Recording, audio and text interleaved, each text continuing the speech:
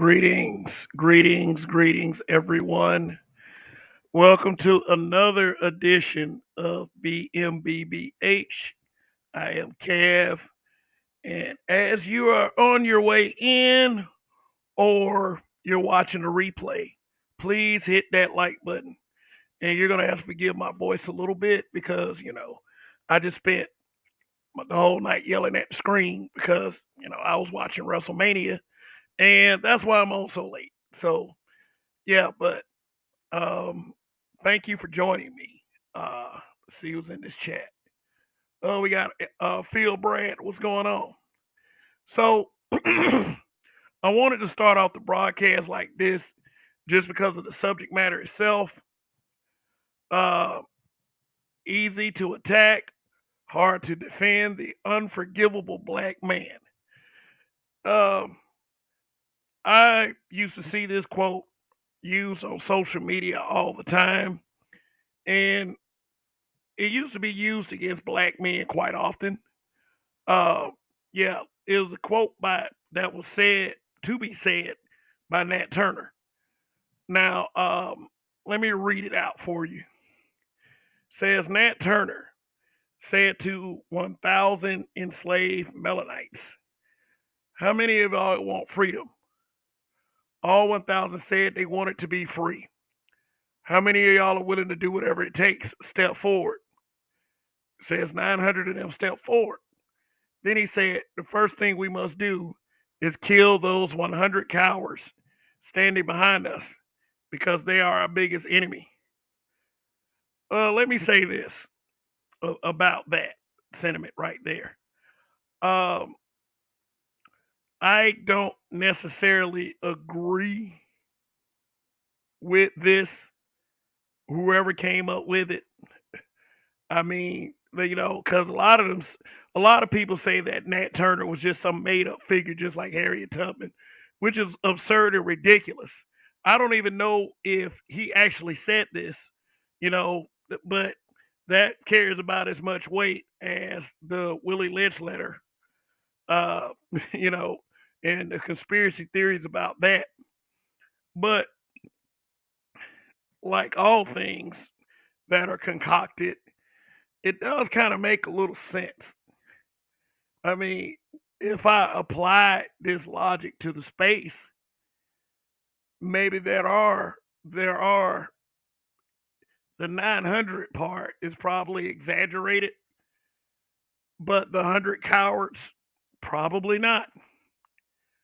And the reason why I say this is there's this little bandwagon sentiment going around.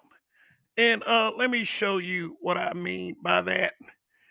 And like I said, against a lot of the advice that my some of my constituents give me, um, I kind of ride with this space. And the reason why I ride with this space, I don't know, it's because it's a collective of black men that I see that are trying, at least. I mean, maybe there are a couple of crazies, but I mean, for the most part, I would say the space is an intelligent group of men. And for everyone who descends and attacks the space, I mean, I would say this: the number of smart men, the number of well intentioned guys does outnumber the crazies and the weirdos. But, since we like to group in black men into the same box whenever we are on the accord of something that could be great, then I mean, everybody has a tendency to want to be a part of a bandwagon. And sometimes I do get triggered, and like, triggered is a bad thing on social media. It is. Because here's what I don't see. What I don't see, I mean, I saw it for the first time today with a particular content creator on Ramil. Shout out to Ramil. on his live stream earlier. But I'm gonna read out this what I put on my community tab like 4 days ago, and it says, "I wonder who are the content creators of this new Black manosphere, since these so-called courageous men who keep bringing this up continue to be extremely vague and just say this whiny crap." Yeah, I said it. Grow a pair. I mean, look, everyone. I stand on what I say. I do. I stand on it, period. And against the advice of the bandwagon people or, some of my close constituency, um, I do stand with the space. I do. It's a collective of black men that probably has done more to raise awareness to the plight and the negative narratives that are plaguing us as black men, because it's most certainly not some of these people around here, like these guys with this thug mentality, these guys with this coon mentality. I mean, it's not them. And for some reason, I believe it has to be us or me. I mean, either way it goes, somebody gonna have to say something. Period. It's not. It's it's pretty soon. A lot of you guys are gonna learn that we probably don't have any choice in the matter. But I'm not gonna stay on that because I believe that a group that has advocacy from content creators such as myself aren't really doing well to advocate themselves. See, when Nat Turner talk about the 100 cowards, it is not just the bandwagon guys and the detractors. It's some of you. Every time somebody has something negative to say, you guys never say anything to those guys.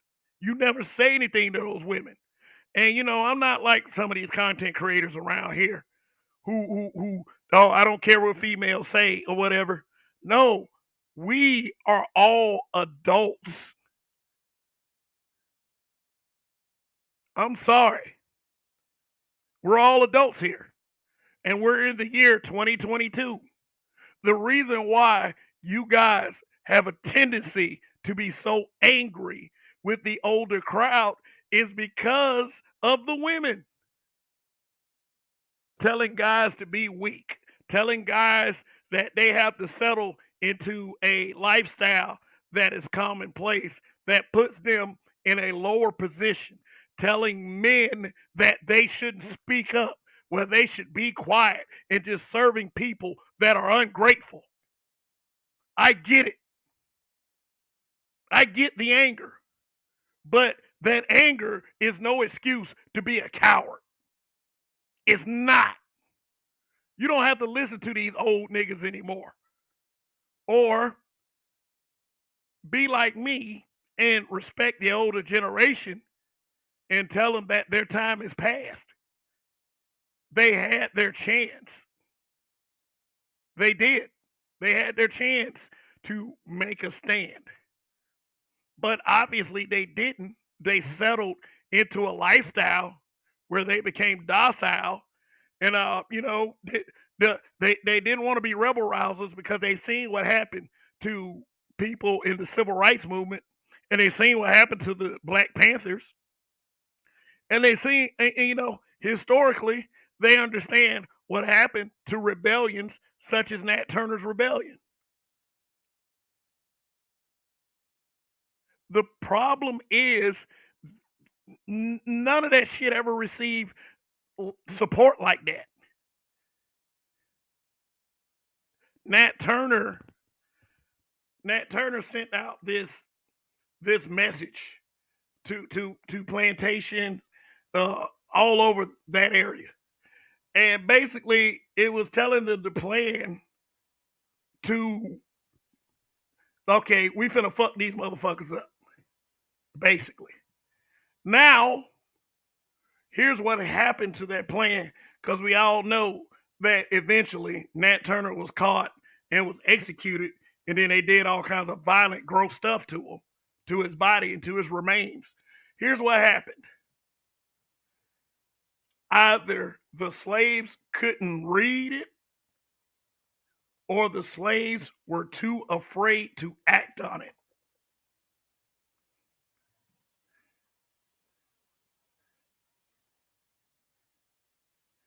Yeah, either they couldn't read it, or they were too afraid to act on it. They were cowards. And because of that, Nat Turner's rebellion failed.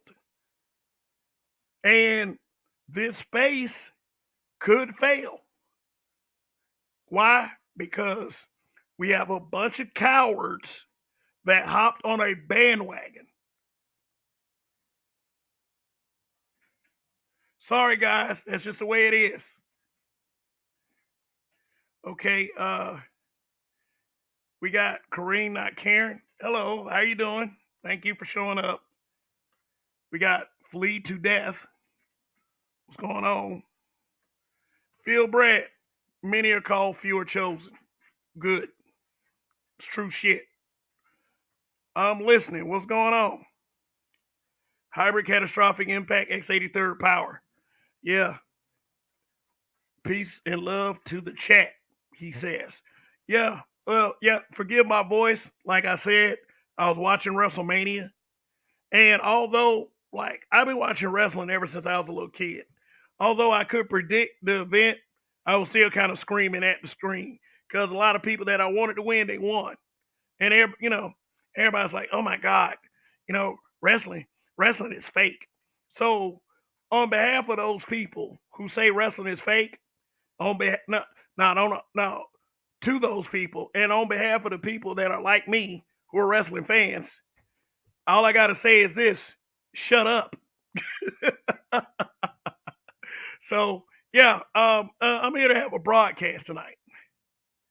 Yep, yep, hybrid. Roman got it done. I knew he was gonna get it. I knew he was gonna do it. I knew it. I knew the head of the table was gonna do it. That man got way too much momentum. Plus, I could kind of see some foreshadowing in the opening. So, I mean, I knew this. I mean, I told my homies yesterday. See, WrestleMania holds a special place in my heart.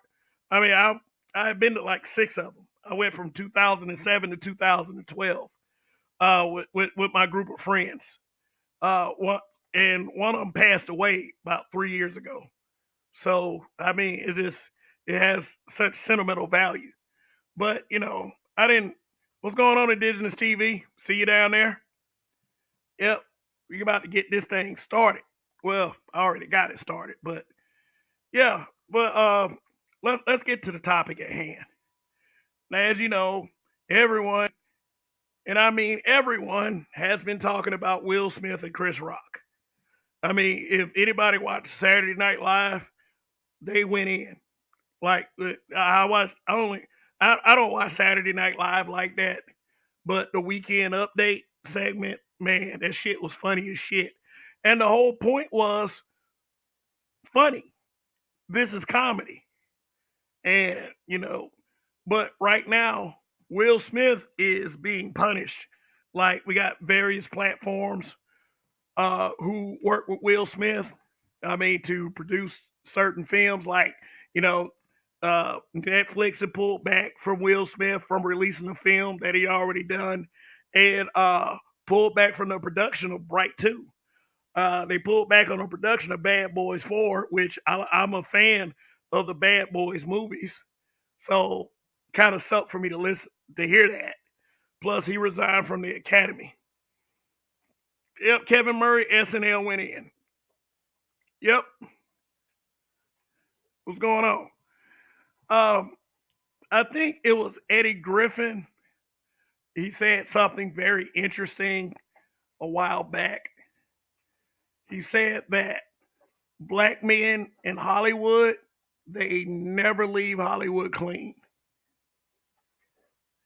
Whether they lose popularity or they die, is always going to be something that sticks to them. Let me give you a couple of examples.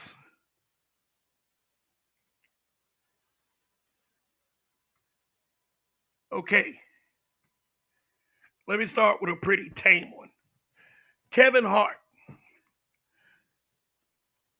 Kevin Hart, I think, was supposed to host the Oscars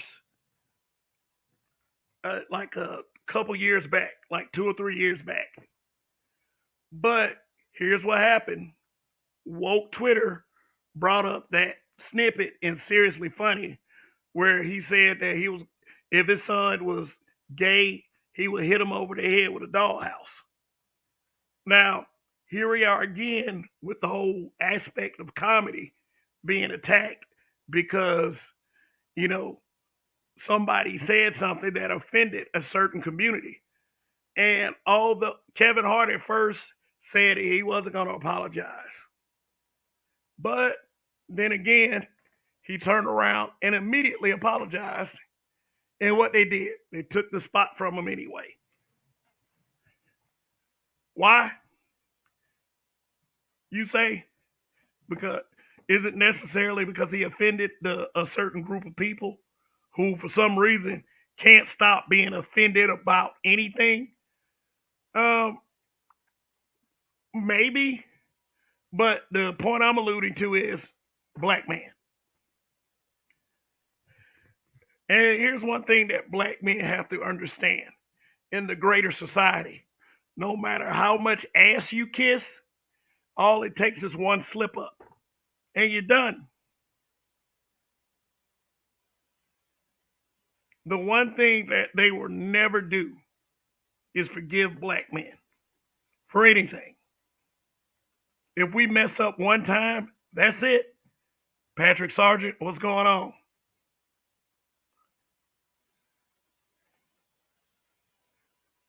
Chaos Reign, what's good? That's the one thing. It's like if we slip up one time, we're history. We're done. We are never forgiven. Now, Kevin Hart had to lay low a little bit because Kevin Hart isn't what you call your prototypical pro black, I would say. In fact, Kevin Hart, you know, within his fandom, he really avoids black issues. And I've had my issues in the past about that. But Kevin Hart's reasoning is if he focused on black issues, it would isolate a large part of his fan base. So basically, he cares about popularity over what's right. But the way we act sometimes as a people, I don't know if I can blame them at this point. Whereas I had issues before, I don't know if I can blame them.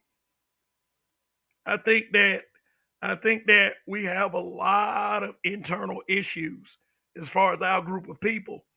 And maybe this is something that Kevin Hart saw or he sees where I refuse to see because um, I got group loyalty like a motherfucker. I do. But at the same time, I will antagonize a stupid motherfucker. I will. Hurry up and buy what's going on.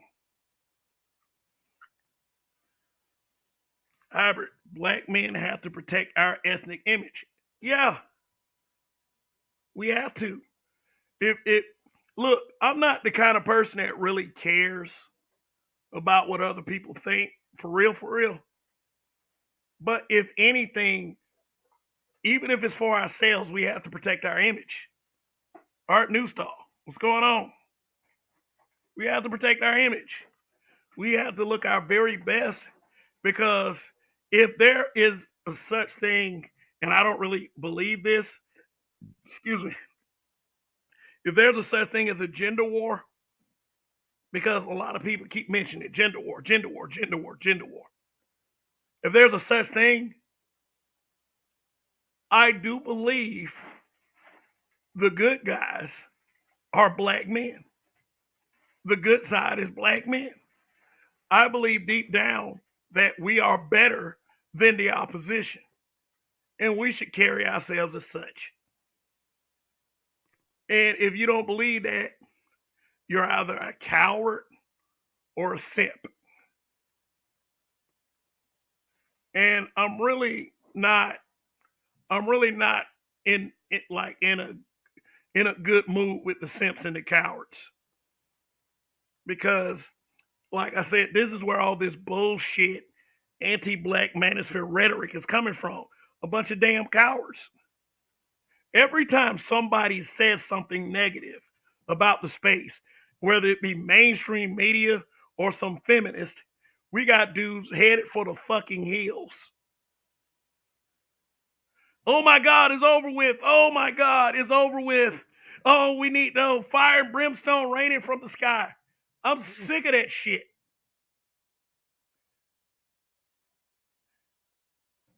I'm sick of it.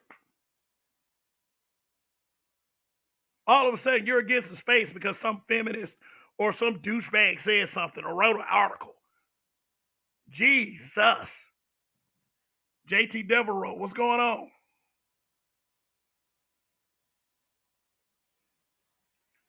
Oh, art new style. Facts. If black men win, everyone wins.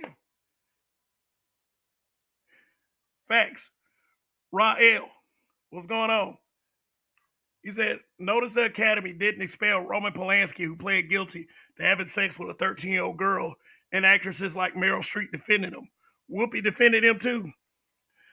Based on what I publicly seen from Whoopi Goldberg, I would not be surprised at all. Hybrid.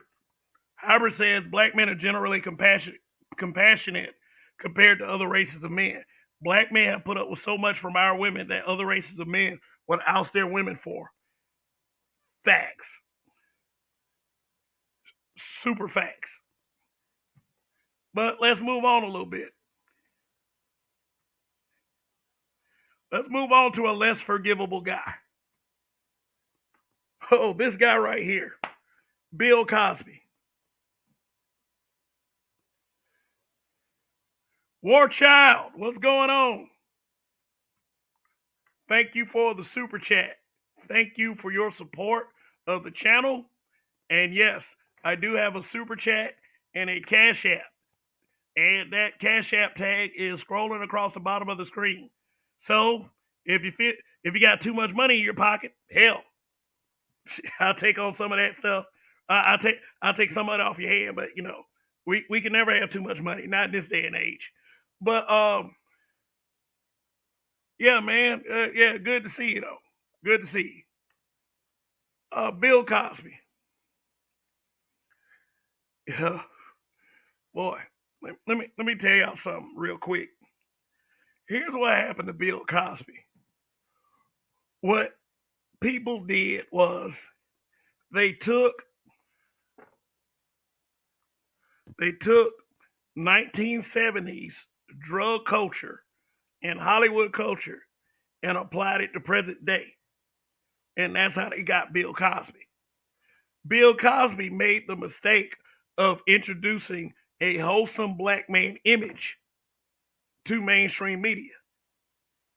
I mean, up until Bill Cosby, and I was talking to a relative of mine earlier today about this. Um, yeah, like, let me use another example. Good Times. Esther Roll, the woman that played Florida Evans, had to fight Norman Lear to get a black father written into that show. So they wrote a black father into the show, but they made him into a struggle. This man had a sixth grade education and he couldn't keep a job or couldn't get hired anywhere. But despite all that, he's one of the most respected black fathers on TV. I mean, you get all these social media posts saying that who was the most like who was the best black father, and a lot of the times James Evan wins out in that. He does. So there was a series of single mom shows like What's Happening, which was based off Cooley High. That's My Mama. And every time there was an episode where the father showed up, and peep this, because it's like a lot of I see things that a lot of people don't see. Every time the father came around, he seemed to be somewhat successful, and he was always wearing a suit. He would come. The father would come around in the suit. I think it happened. It was happening. Roger's father came around, and he was wearing a suit. The underlying message of that was no matter what his image is, a black man still ain't shit. You had James Evans, who was a present dad,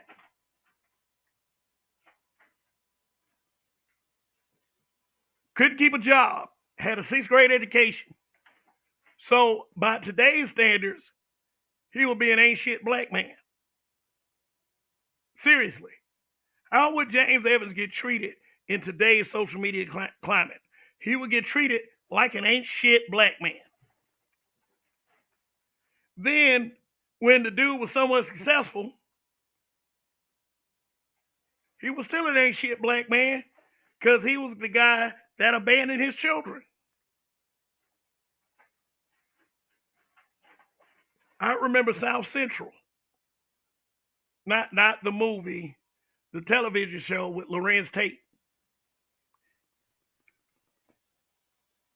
They had an episode where it was his little sister's birthday, and the dad came around, and he hated his father, but another black man in a suit that supposedly abandoned his kids. See, here's what Cosby did. Cosby introduced the dynamic of the successful black family.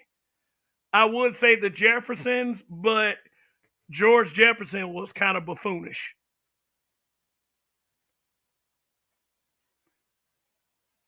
Yeah, I remember the episode, Kevin Murray. The episode where James Evans' father visited. Shit, an ain't shit black man.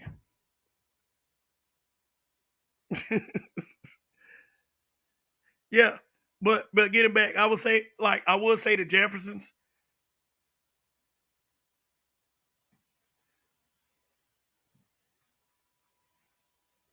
but George Jefferson was kind of buffoonish, and we all know he was. Turn on some music. But what Bill Cosby tried to do, and he did this, was show you the dynamic of a successful black family, which was well balanced and was they procreated quite a bit. I mean, how many kids? It was Sandra, it was Denise, it was Theo, Vanessa, and Rudy. 5 kids, and they held it down. And he held on to that wholesome image for a long time until the shit hit the fan, of course. And I'm not talking about, excuse me, this conspiracy theory that he tried to buy NBC, so the white man took him down. You know, I'm not even talking about that. What I'm talking about is, you know, they wanted to tarnish this man's legacy. So what they did was, and you know, uh, with this sensitive ass generation, it worked. They took 1960s and 1970s party and drug culture and applied it to present day, and they said that Bill Cosby violated a lot of women. Now, if you're actually a critically thinking black person, you know better than that. And then like listening to the one that actually got him fucked up, Andrea Constant, none of that shit made any sense. But here's the shit kicker. People who didn't like Bill Cosby latched onto that shit. See, it wasn't that Bill Cosby, you know, had sex with all those women and was a regular cheater on his wife, which, That was really the thing that he was wrong for, but nobody focused on that. We as black people were more mad because Bill Cosby, outside of his comedic personality, outside of the Cosby Show, outside of the fame and wholesome image, Bill Cosby was checking motherfuckers on a regular basis. He was checking black people on a regular basis. And I gotta say, and I remember when I was younger when this was happening, a lot of us didn't like that. We didn't like the fact because see, here's how we saw it as black people. We saw it as a black man that was selling us out in front of white people by talking about the negative stereotypes. Now, what didn't ever make sense to me was the fact that I saw black faces in those crowds too. David Banner, I think, said something recently about Bill Cosby, saying that he would put us down. I'm like, come on now, for David Banner to be as quote unquote pro black as he is, it's like, why would you use that as the singular reason why you didn't like Bill Cosby? Now I respect David Banner, I do. I mean, shit, I used to listen to his first and his second album. Not that that makes any kind of difference. Oh, I used to listen to his music, so but I disagree with him on that. And then when I was listening to Bill Cosby, and listening to these speeches, so to speak, that were so bad, I had to agree with some of the shit. How are we as a people? A lot of us that we can't even walk in a lot of neighborhoods where people look like us and share the same skin complexions. We can't even walk around like that. And it's sad. And someone should say something about it. But see, when Bill Cosby got into all that shit after Hannibal Buress, you know, called him basically I think Hannibal Buress called him like the R word on stage. And then just all the shit just hit the fan. We as a people latched on to it because we didn't remember everything that this man had accomplished. We remembered how he went on these speaking tours and and quote fingers, shout out to Mr. Z, putting us down. And here we are as a people focused on the wrong shit once again. Why couldn't we just acknowledge that some of the shit that he was saying was right? Why couldn't we?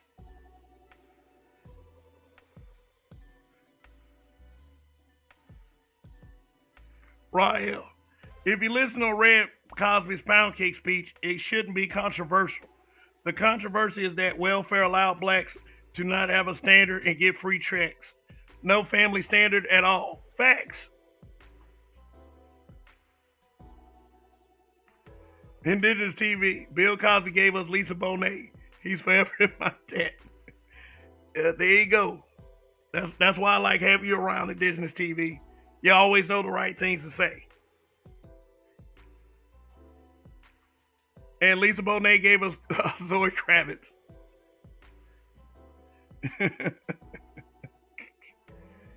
Yeah, but see, this Bill Cosby, in spite of everything that has happened to him, he is evidence that black people have a tendency to get on some stupid shit. And this is not me putting down my own people. This is just me being honest, being brutally honest, because that's what I do here. I would feel as if it was a disservice to you guys if I wasn't brutally honest. If you had a guy that just pandered. Sun is hot raw. What's going on? So let's go to another example. All right, speaking of Nat Turner, we got Nate Parker. Nate Parker was accused of the R word, him and his partner, his roommate at the time, and fellow film writer, JB Mega Montana. What's going on? Nate Parker was accused of doing the R word to a white girl.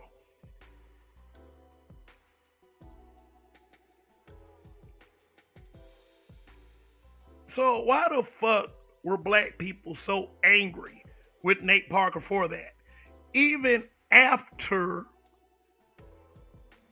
the girl's testimony was so inconsistent that they had to exonerate him. You know why? Because Nate Parker married a white woman. That's us being worried about the wrong shit again. Now, here's the thing. I'm just like one of these people right here. I believe you should go where you're celebrated. I don't believe that guys like Nate Parker should pursue a group of women that probably did not appreciate him. He went to Penn State. Shit. He went to Penn State. So we don't know how this man grew up. Did they grow up calling this man a lame? You know how they love to call black men who got their head on their shoulders lame, right? They love using that word. I would tell women this who are the mothers of athletes. If you want your son to end up with a black woman, send him to an HBCU. But see, Nate Parker is the example of a lot of young black men who were fairly intelligent that instead of going to HBCUs, they went to, what do they call them kind of universities? I don't want to say predominantly white university. They would go to those universities.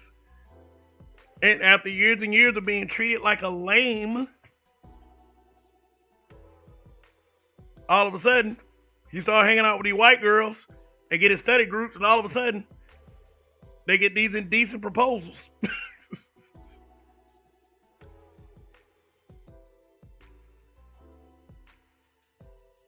I'm just saying. I'm just saying. So, Nate Parker goes on to become successful in film. And I don't know whether he was on TV or not. And then he decides to make the first on-screen depiction of Nat Turner. Now, Hollywood initially was not interested in a film about Nat Turner because it was a classic example of how not all slaves had that slave mentality. So why would they want that narrative out there? They wanted to depict slaves as submissive, as subjugated, as defeated, beaten people.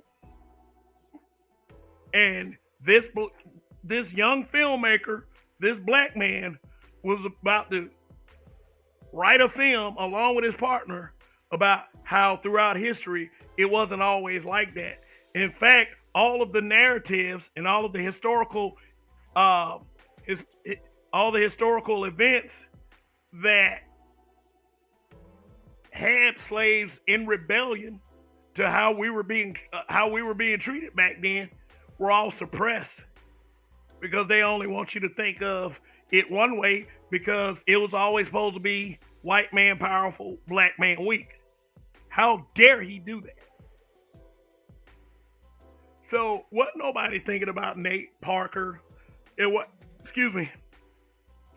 happened to him at Penn State when he did The Great Debaters, when he did Red Tails. Well, nobody thinking about that. But when he wanted to put out the Nat Turner film, all of Hollywood and then all of the Hollywood black puppets came after him. One in particular was Snoop Dogg.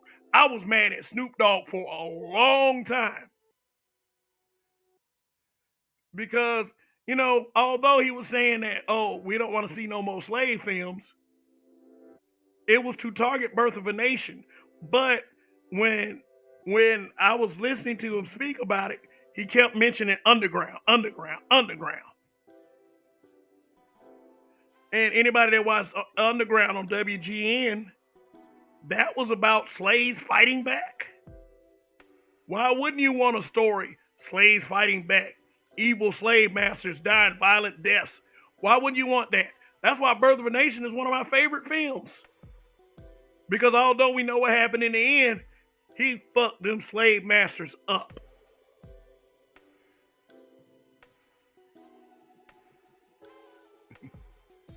He fucked them up.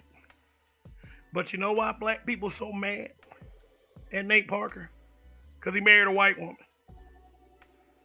Nate Parker is barely out there right now. The last thing he did was American Skin.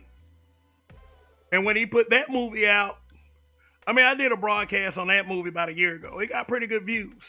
When the movie first came out.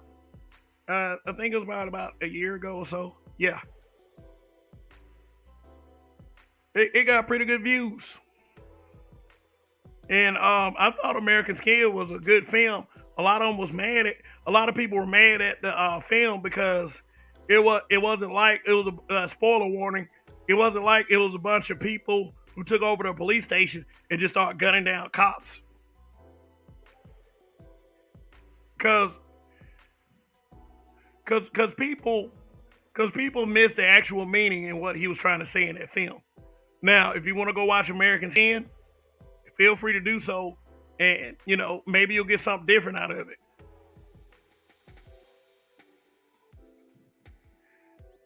But like I said, Nate Parker got accused of something that historically got black men lynched.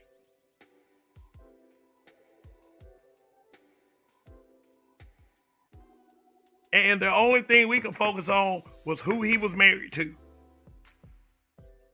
We didn't care about whether he was exonerated, whether he got off because the accuser's story was inconsistent.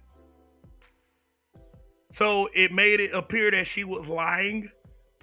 We didn't care about that. We also didn't care about white women historically lying on black men. We didn't care about that either. All we cared about was he married to a white woman. He's a quote unquote sellout. And that to us, to some of us, not all of us, was unforgivable.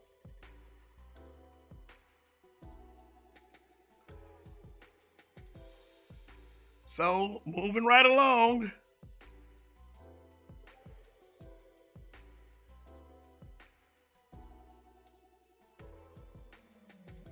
I don't want to do this one yet.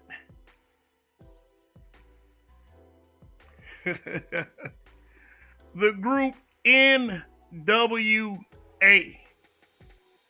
Now the irony of this photo is like the two successful ones, the one that ultimately succeeded, are on the left side, and the two that kind of faded into obscurity was on the right side, with the guy in the middle being, we know what happened to Eazy-E. I remember when I was younger, when we first got when we saw an image of Eazy-E. It was actually a video.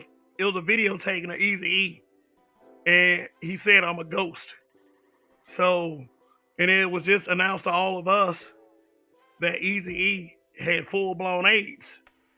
And I made the comment. I think I was like 18 or 19, something like that. I was like, Eazy-E is gonna be dead before the weekend's out. And sure enough, he died before the weekend was out. And I didn't want him to die like that. But he had looked so sickly to the point where, he was gonna be gone. But why do I bring up NWA?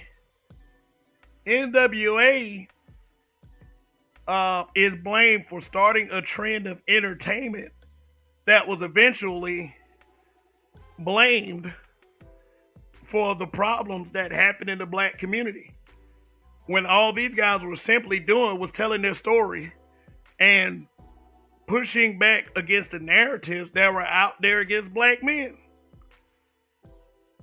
They did it in a very profane way. But if you go back and listen to Straight Outta Compton, it had a lot of what we call red pill content in that album. Look at that. Ice Cube and Dr. Dre on one side, Yellow Boy and MC Ren on the other. After NWA, how far did Yellow Boy and MC Ren get? But they were pioneers. They pioneered a style of music that was more harsh and rugged. But it was brutally honest to their experiences.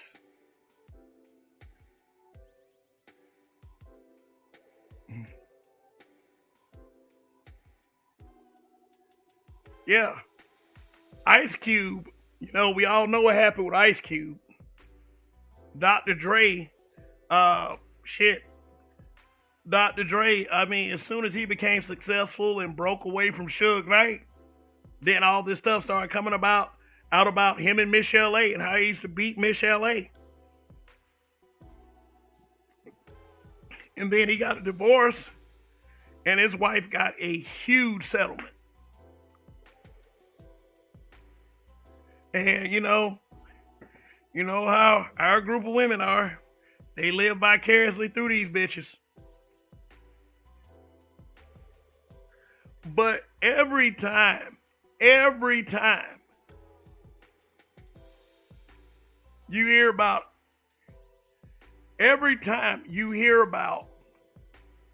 the negativity that goes on in the community, our people, in particularly these dumbass single mothers out here, they don't blame the shoddy way they raise their sons. They blame gangster rap music. They blame gangster rap music for doing a job that they should have did themselves in the first place. We have a lazy ass parental system in our community, or our so-called community. Although a lot of us parents today are trying to get it right, and we're learning as we go along as parents, because I became a parent pretty late. I didn't become a parent till I was 38 years old,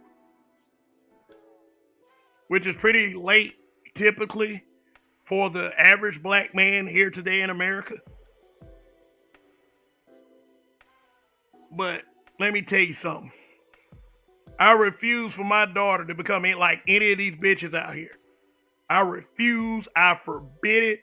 And if it happens, I guarantee 9 times out of 10, it ain't gonna be my fault. Because I'm letting you niggas know right now. Well, I'm sorry. I was gonna get to the you niggas part in a second. I'm gonna let y'all people know that I tried.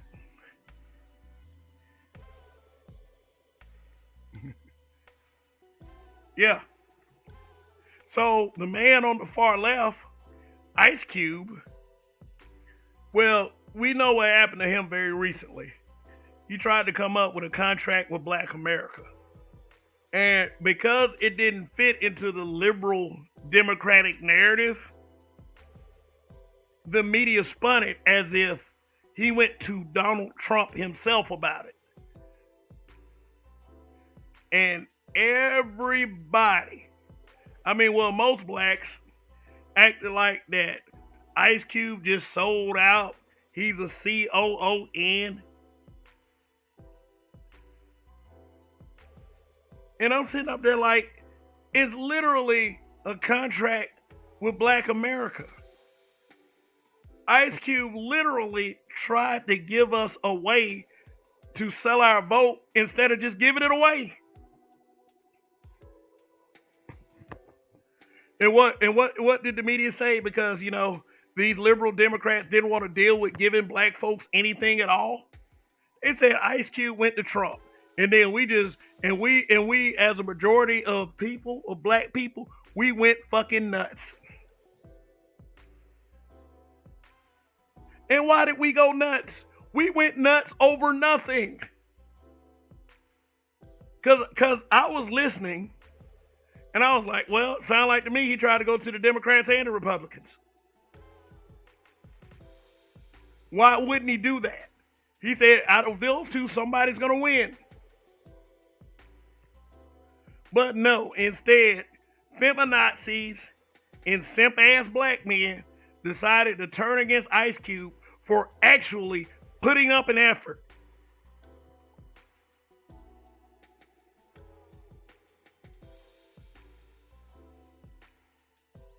Putting up an effort.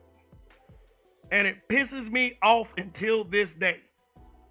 But you found out through the ladies of Fox Soul, who Ice Cube tried to speak with, that black women in particular, in general, view themselves as a separate group of people from black men.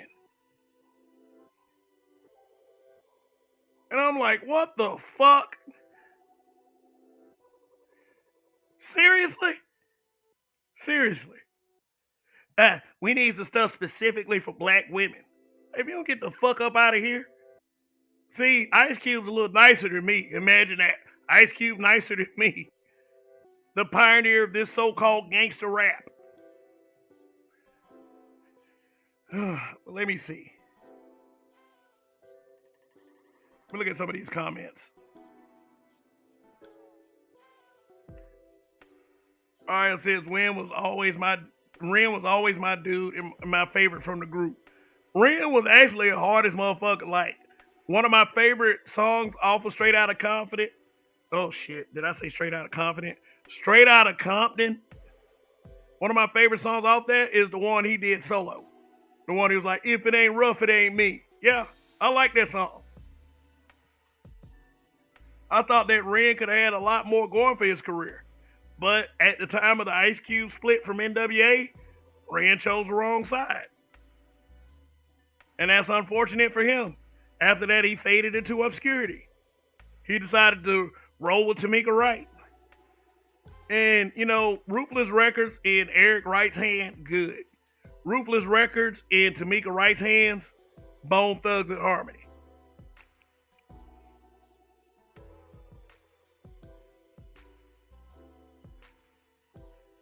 Hyper catastrophic impact, X83rd power. Accountability is like swine flu for women. These single mothers have caused so much damage in the black community. Yep. And they don't even see it as damage. Like, they see it as, and you know, this is what they always say, the father wasn't there. The father wasn't there.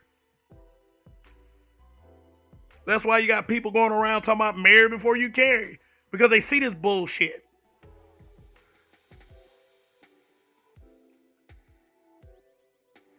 Hurry up and buy.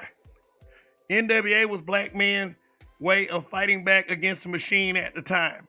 Facts. Period.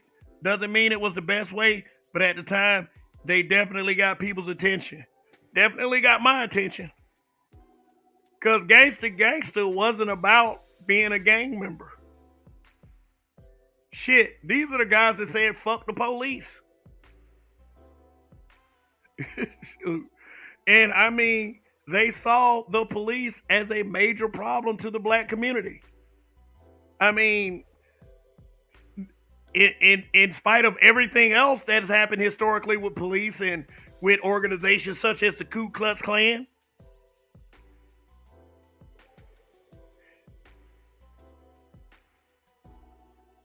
Let me see.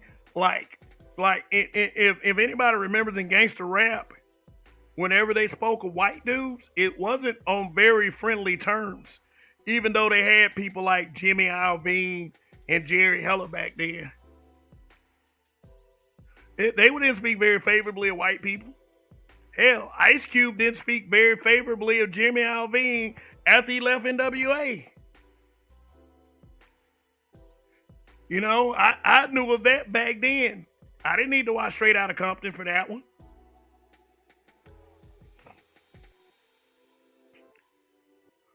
And Rael brings up a very good point. Ice Cube married to a black woman for 30 years, been pro-black forever, and still got canceled because Orange Man bad. The same blacks who supported racist LBJ with MLK standing beside him.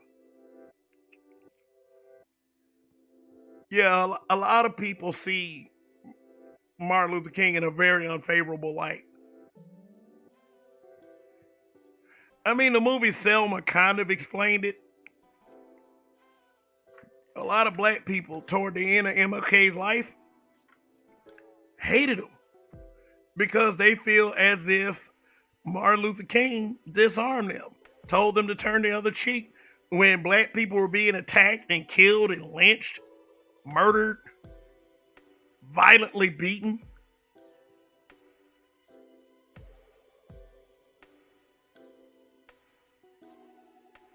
So a lot of people resented him. But at the same time, my argument with those people is who told y'all to follow this man? You didn't have to follow them. You didn't have to follow him. You could have followed the ways of Malcolm X. You didn't have to follow Martin Luther King.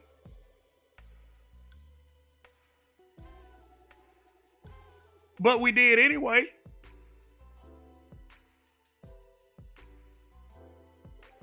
And then when LBJ signed that Civil Rights Act, everybody thought that the Democrats were the good guys and the Republicans were the bad guys. I don't do that Crips and Blood shit with politics. Well, not anymore, at least, because I'm basically raised to be a Democrat, and I had parents telling me that we're supposed to vote for the Democrats because we're just supposed to vote for them. Instead of some critical thinking, we were indoctrinated. And see, when Ice Cube went and tried to talk to the Democrats, what they did was they invited him to a Zoom call prep rally to try to rally up votes for the Democratic Party. He wasn't with that shit. He wanted tangibles. Why should any political party do anything for black people if we're just going to give them our vote anyway? And you've seen that consistent with Biden's presidency. That was consistent with Biden's presidency. Biden doing for everybody else except blacks. Black people were like, yay, we don't have to face slavery anymore. I had somebody tell me, well, Trump got back in office, in 4 years we would have been slaves again. And then my response to that person, it was, so you're telling me that you would have willingly became a slave if that were to happen, which sounds ridiculous. But that's usually the part where people discontinue the conversation with me because I start calling them out on their fucking stupidity. You would have willingly gone back. Hit 1 in the chat if they reenact slavery and you would willingly go back. Or hit 2 if you wouldn't. I mean, I don't know if I should be doing that. Hit 1 in the chat, hit 2 in the chat, But I'm just curious. I don't think I would willingly go back. It's just an absurd thing to me.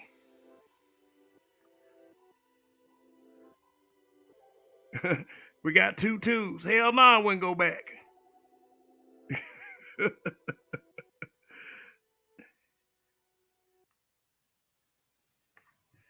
Oh, Rael, blacks didn't need a Voting Rights Act. We had the right to vote based on amendments to the Constitution following the Civil War. Democrats spent 100 years blocking our right to vote in a rouge. Yep. Facts. We already had it.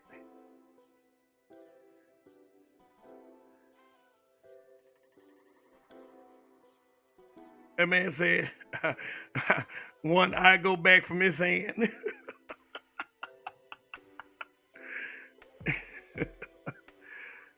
Yeah, what's going on? Mr. underscore JS1. He said, go out blasting.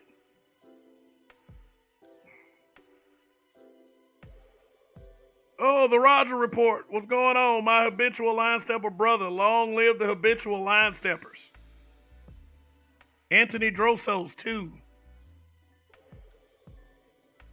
What's going on? Viscount Crypto 76. 76, the year I was born.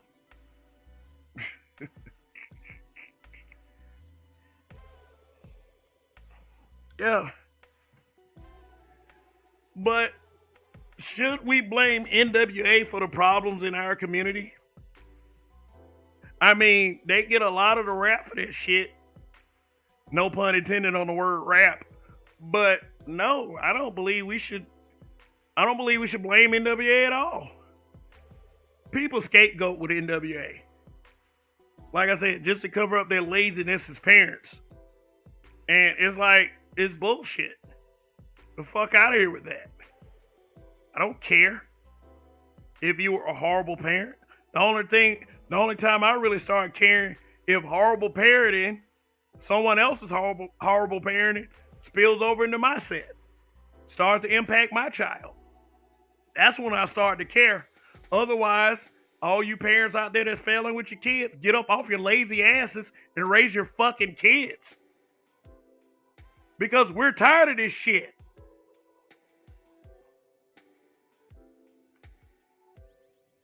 Yeah, there you go, Roger Report. Long live. One of the most potent statements in the space, and not only in the space, in social media itself. K. Dot says, brothers, please don't take these B-dubs who did and who messed up with white men back. I mean, it depends on who that B-dub is. I believe Bria Miles break up with her zaddy. I believe there'll be brothers lined up around the corner trying to get a taste of that ass. And guess what she's gonna do? She gonna choose some island boy looking motherfucker.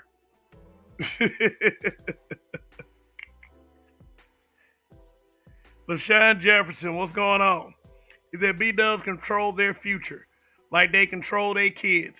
NWA didn't inspire her to be a 3-time baby mama. Facts. You know what was happening? You know how black women were reacting to NWA when they were the height of their fame? They were fucking groupies. They were groupies.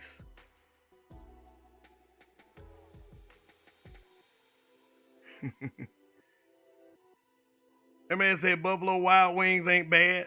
That be W, right? No, but funny.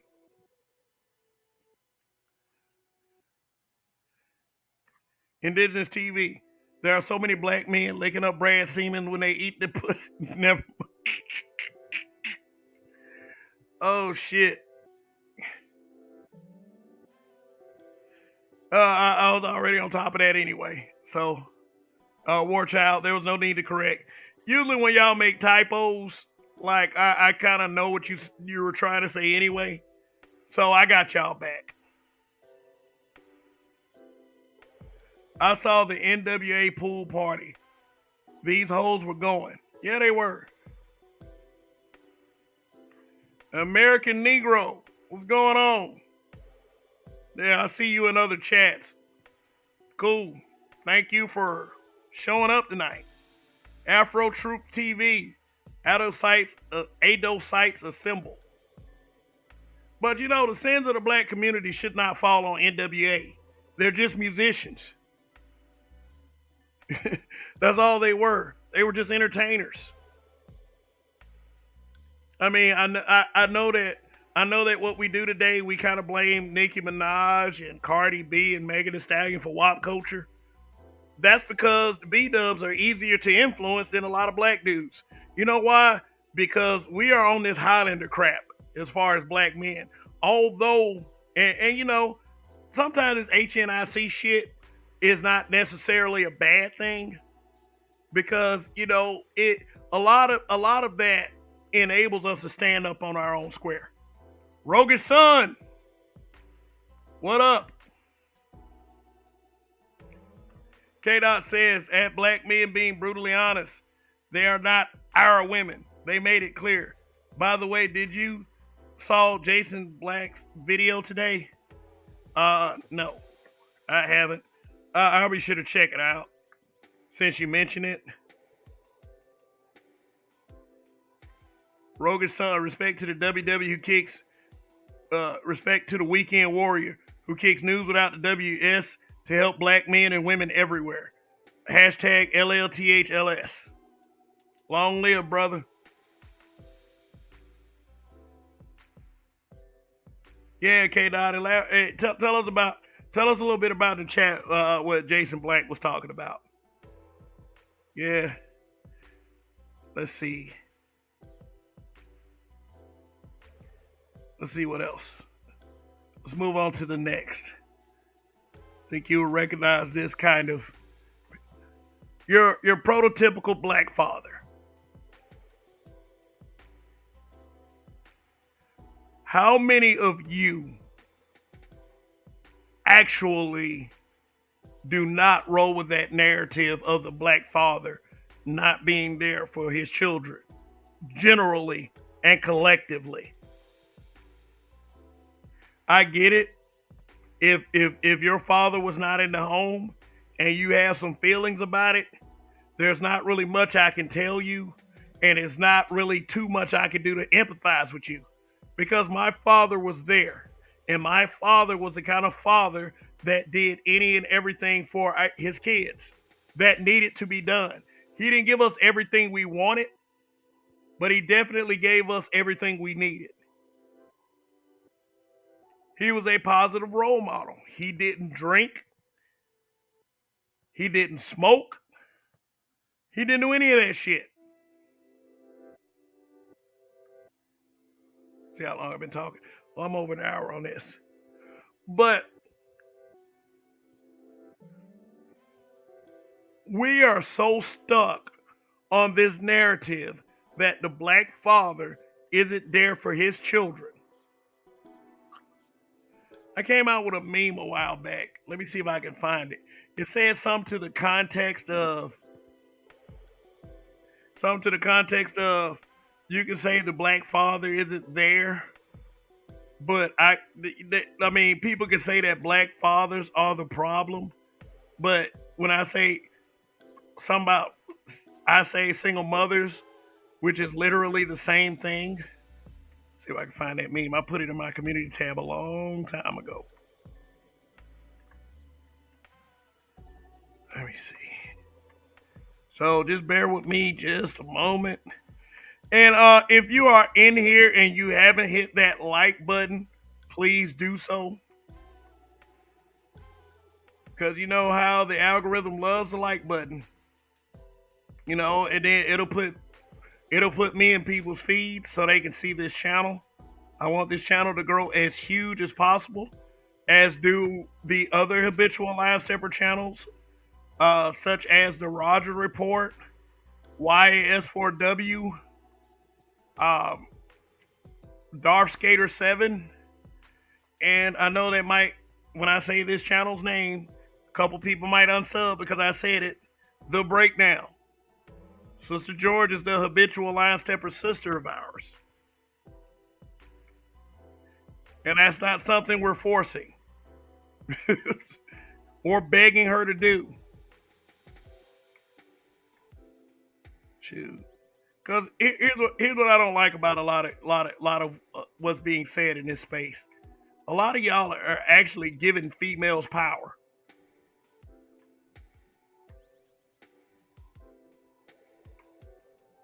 I mean, with no problem. Have the nerve to say that this space is empowering females, and guess what you motherfuckers do? You turn around and you empower the females yourself. You know, I don't have a problem per se with females being in the space, because here's my view of black men, and I may be giving us a little bit too much credit when I say this, but we're supposed to be the ones that run this shit, not them. I don't care what anyone says. Why would you Why would you be petty and try to give a group of people power if they're not, the senior representatives of the space itself? Why would you do that? That's why. That's particularly why I don't have a problem with women being here, because the men of the space are the head, supposed to be the head people in charge.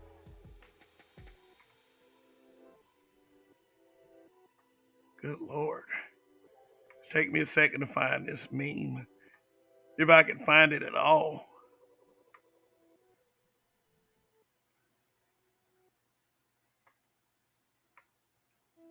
Shoot. You shouldn't have any problem because men, we're the senior representatives of this space. Period. If you purposely submit to a female, that's on you. That's not on the space.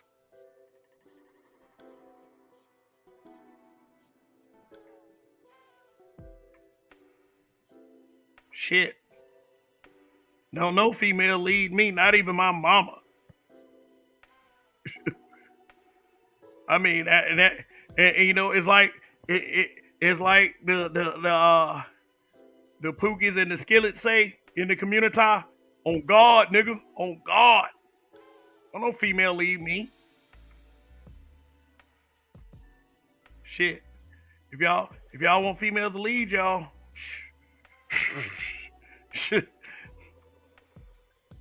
I can't find that meme.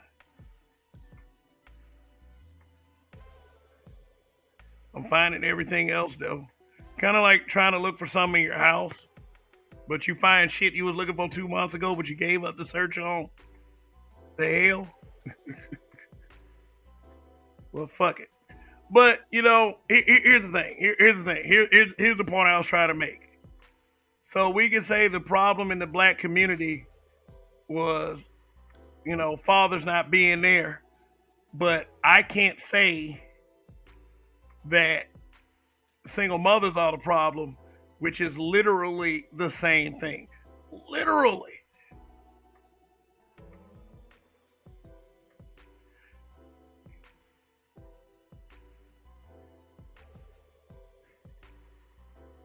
Here go Indigenous TV saying something I kind of disagree with. Females lead the space now, which is why we must burn the black manosphere to the ground. Yeah, all right. JB Mega Montana. Sorry, I can't rock with Sister George, period. Well, you don't have to. Like, I'm serious. I'm not saying your condition of being here is you have to rock with Sister George. You don't have to. You don't have to. You don't have to rock with any of us. If you want to rock with us, that's fine. That's cool. Sun is hot raw. There's also an element of mothers destroying their children's relationship with one another by showing favoritism to one sibling over the other, creating what we call sibling rivalry. That is quantifiable. But let me make this point. There are people in Sister George's chat that don't rock with me. And most of them are guys, males. I've gotten into it with a couple of these males. But do I be like, do I go to them and say, hey, you should block this motherfucker for offending me? No, I don't. I don't expect everybody to like me. I don't expect everybody to like members of the habitual line steppers. I don't. That's totally up to you.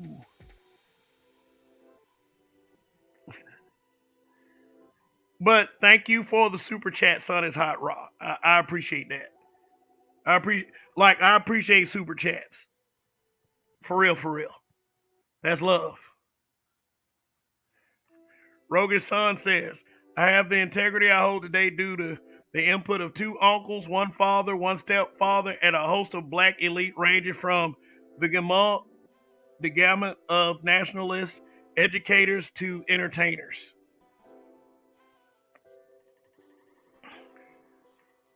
K. Dot said that black men being brutally honest. He was talking about a New York Post called "Why More Black Women Should Marry White Men" and was written by a black man who's married to a black woman. SMH. Go check it out. I know exactly what you're talking about because I had to look it up myself.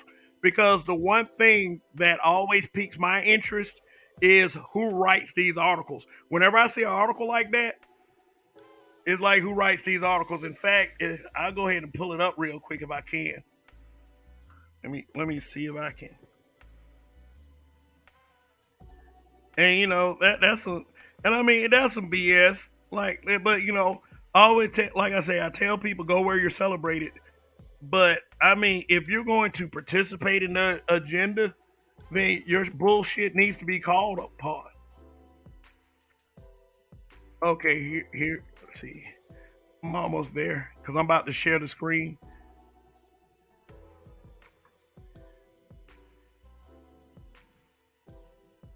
Let me see. There it is. There it is. Found it. About to share the screen right now. I'm about to share the screen.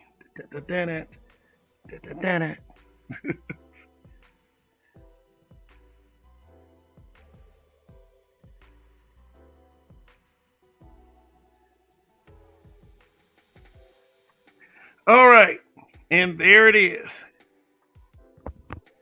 The title of the article is "Why More Black Women Should Consider Marrying White Men" by Ralph Richard Banks.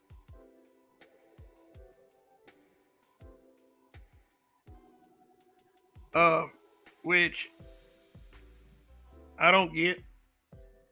And the reason why I don't get when opinion pieces, or should I say hit pieces, are written like this, I mean, it's not a matter of me trying to police the vaginas of the B dubs, because I mean, they've already made it clear that we can't police their vaginas. We can't tell them what to do with their vaginas. And I don't give a damn. I don't give a damn what they do with themselves at this point. If they want a zaddy, as they like to call the dude, then let them have at it. Shit. If these divestors want to leave and go get them a white man, shit. I think a content creator said this, so I'm not gonna take full credit, but I agree. Shit, I help them pack. I help them pack. Go on, go and get you that white man. I don't care. But let me read some of this article because I know what it's alluding to, and it's BS. And it's basically this. Okay, let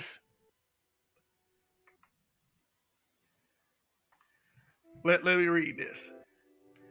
Says two of the most powerful positions in the United States government will soon be held for the first time by black women: Kamala Harris and Ketanji Brown Jackson. Harris, as we all know, is the Vice President of the United States, and Brown Jackson could soon become a Supreme Court justice. I don't understand why they speak of Kamala Harris as if she's ADOS. I don't get that bullshit. She's not ADOS. She's barely black in any way, shape, or form. Ketanji Brown Jackson, from what I heard of her and what I've seen and researched for myself, I mean, she's basically a disgrace.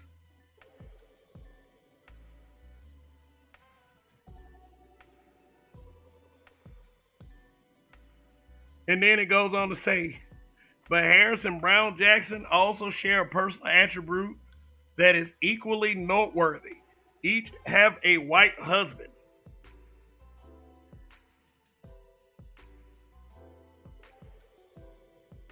This fact is significant. The effects of racism have left well educated black women with a paucity of black male partners.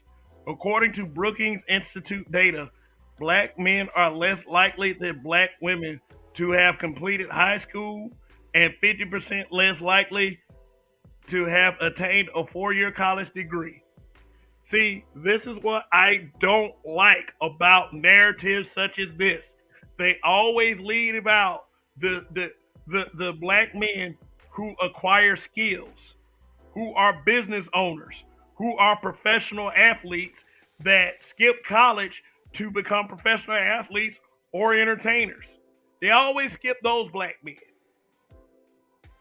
Again, they always skip the black men that went to technical school or trade school to learn and acquire skill. They always skip the black men who are professional athletes, who are entertainers, that skip the whole college lie. They always skip those black men to make these bullshit studies. Like going to a 4-year college is so great and always guarantees success.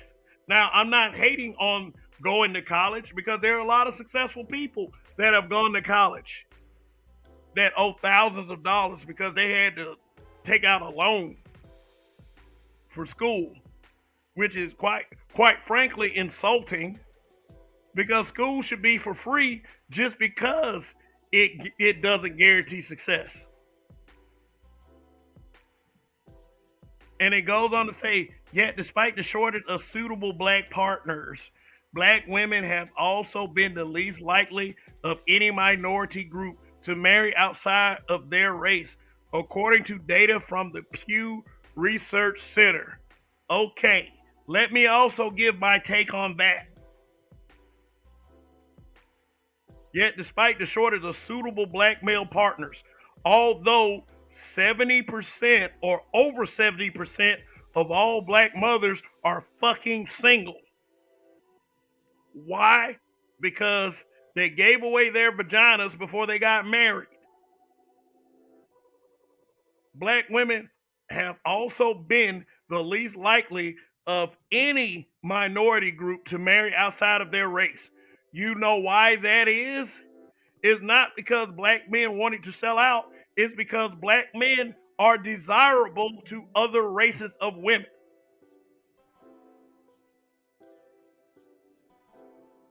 Because there's a certain large number of black women who think and believe that they are too good for black men no matter what their economic status is, and black men quite frankly have gotten tired of that shit.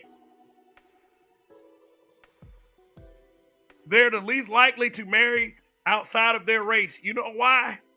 You know why?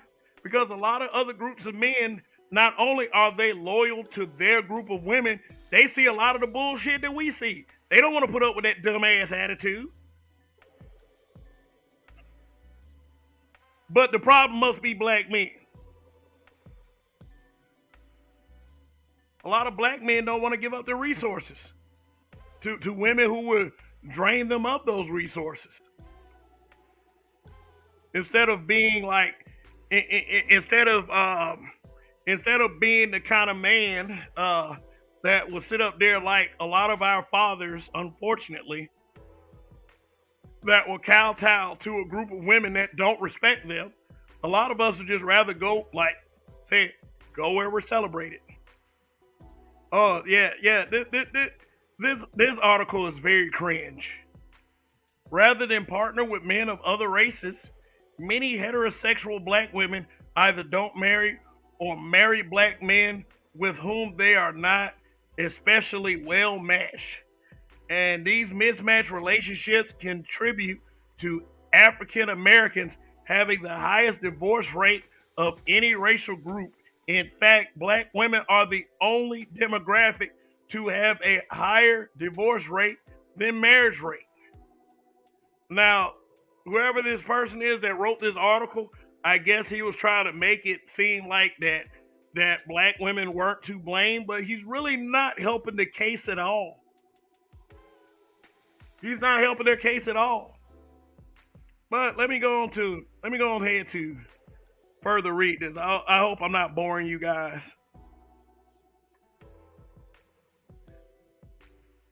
Oh, he goes on to plug his stupid book, Is Marriage for White People, that examined that blah blah blah blah blah. He said, Let me read this.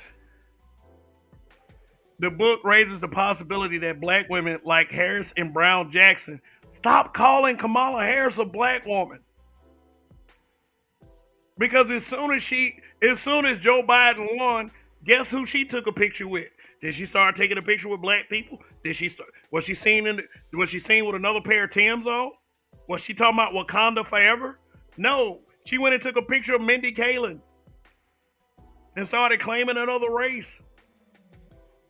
Okay, the book raises that the possibility that black women like Harrison Brown Jackson would do well to open themselves to partnering with men who are not black. After all, black men appear to have no problem marrying out. The same Pew report revealed they are twice as likely as black women to have a non black spouse because we're desirable to other groups of women. And it's obvious that, I mean, shit. I mean, the writing's on the wall. And then he goes on to plug his stupid book.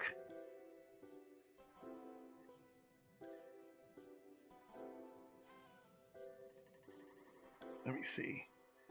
So let me go down. This this article is cringe. This article is cringe. And then why even show Jodie Turner Smith with this dude right here? I mean, because he embarrassed her on TV a route back. Got his name. The guy that was the Charlie on the Mighty Ducks. But the most significant fissure was between black men and women. While some black women were made uncomfortable by the book and the way it put them in the spotlight, many others embraced its message of empowerment. Oh, shit. Empowerment. So, empowerment is breaking away from the black man. That's what they're talking about. This was a message that not all black men wanted to hear. Like I said, let me see. This dude is like number one. He's just trying to promote his stupid book. Let me read. Let me continue to read this. This was a message that not all black men wanted to hear. Like seriously, it's like maybe black men didn't fucking care. I mean, I didn't even know anything about this book that he wrote until this article. How many of you knew about this book before this article was written? Maybe he wants to sell more copies because of the climate that we're in.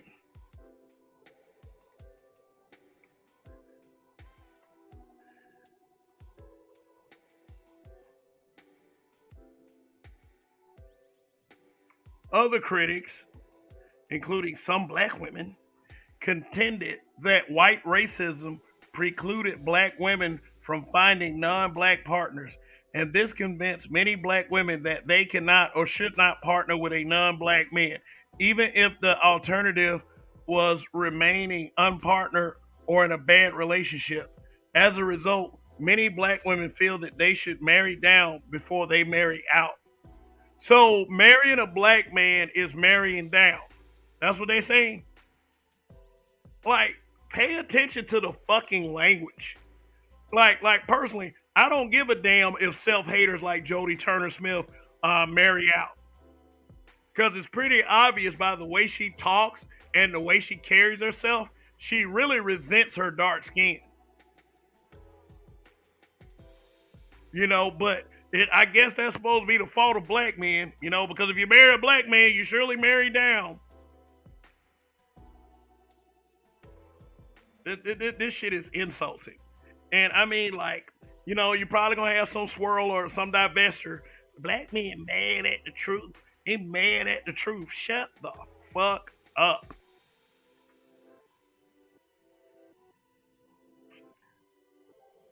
Like they bringing up all these interracial couples. I explain.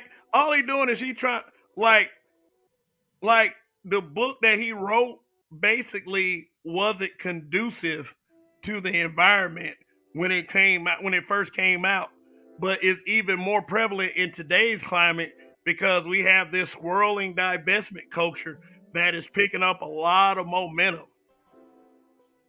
Like, in fact, this is like really the first. This is the first time that I really read through this article extensively on this broadcast. It says, I explained in the book why black women should not be pressured to sacrifice their own chance. Let me see. Yeah, this is him plugging his dumb ass book again. I explained in the book why black women should not be pressured to sacrifice their own chances for happiness out of some misplaced loyalty to black men. Nor should black women feel beholden to black men under the guise of advancing the race. If the price of racial solidarity is a bad, intimate relationship, then the cost is too high. Black women should not be held hostage to the struggles of black men. Good God. This jackass really lays it on thick, doesn't he?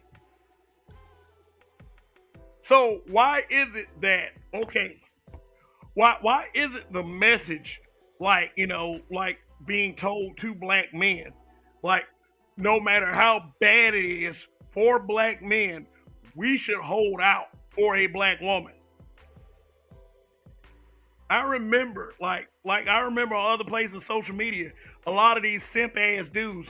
Oh, you just didn't want a black woman. There's enough black women to go around for all black men. Why are you with a white woman? And really articles like this is a projection of how black men really feel about black women, except for they're switching the appropriation to fit the narrative that black women want to push.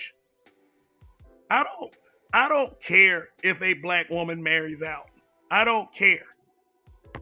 And I'm not going around here telling black women, oh, there's enough black men that are suitable to go around. Because really, it erases the accountability when women choose lower sets of guys. You know, like when a lot of people say that they are choosing Pookie or they're carrying before they marry. And then by the like this is a lot of the shit that they leave out.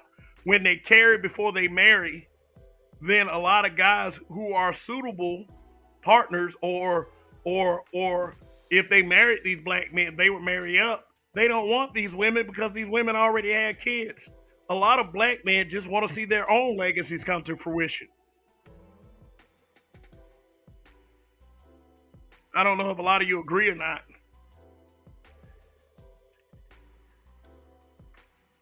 And then he's saying true.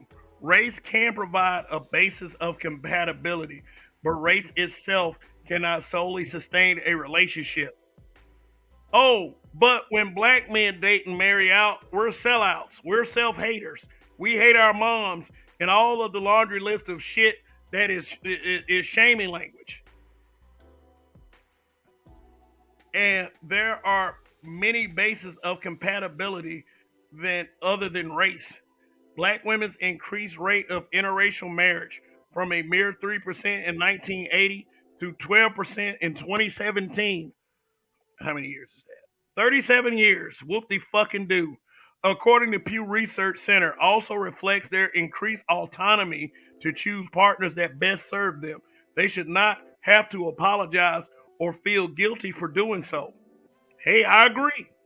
Just like Donald Glover should not have to apologize. Like Nate Parker should not have to apologize. But that did not stop the legions of black feminists and divestors from shitting on them. This is what I never got about divestors. They will always shit on guys who dated out when they wanted to date out themselves. But hypocrisy. Hypocrisy. And there goes George Lucas and his wife. Like, who the fuck cares?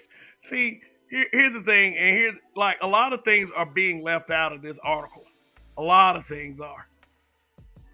Like, here's the deal with, and I used to see this with a lot of black men in particular.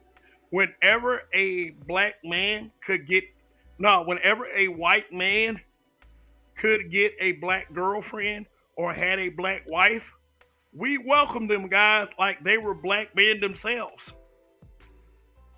We didn't shun them dudes. We didn't treat them like shit. I mean, the mentality is shifting because, these women are starting to show their true colors. Let me tell you something. Every time I would see or listen to a black girl who had a white boyfriend speak of black men, they spoke very low of black men. These black men ain't shit. I'm about to get me a white man. Seriously. I know a few of them. I mean, although I cannot present the evidence that will support this, and and a lot of you believe that I could very well be lying. Like some of you probably want to believe that was the case. And what I used to tell a lot of women as to why black men date white women or they fuck with white women, I would give them this simple answer. It was either pussy or the dude just went where he was appreciated. Excuse me. And then my next question to him was, would you wanted to date that guy? And 9 times out of 10, the answer would be no. So I don't understand their hypocrisy. I don't understand. Let me see. But let me see if I can show you a picture of the guy who wrote this article.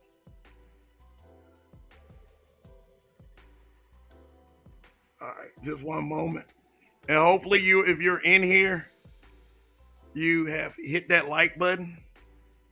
Oh, fuck it. Let me go back. Let me go back. Let me go back.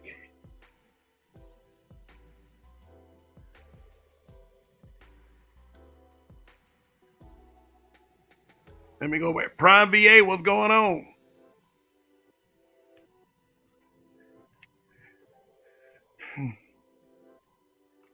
Prime VA 757 said, uh, white men and black women have the same insecurities about black men. Uh, yeah. Any of you guys remember that Cheerios commercial that showed that interracial couple with the mixed kid? And the interracial couple was a black man and a white woman, and how black women like bombed the social media post and bombed the advertisement with horrible comments along with white men. I don't know if y'all remember that. I do.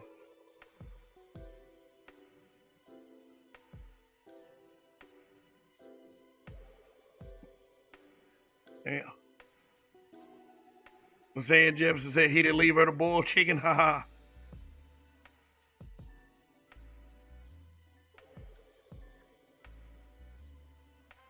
Prime VA 757 said 99% of the time when you look at the white man with black women, it's normally a guy who obviously couldn't cut it with his women. Rael remembers. You know who else remembers? Pepperidge Farm. Where I say, yeah, I remember they had to disable the comment. Yeah, that shit was disgusting.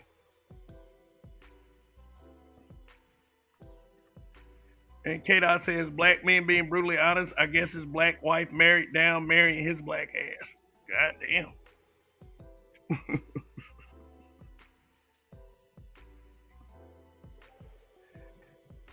Divestors are jealous of black men because we do it better. Possibility.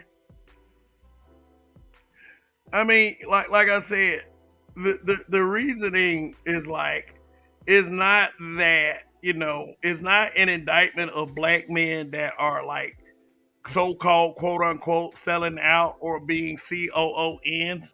It's the fact that, we are a desired group of men.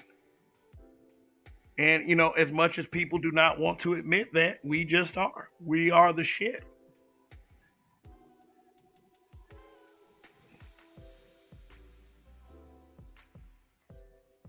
And this is, at the end of the day, this is what I'm trying to get black men to see.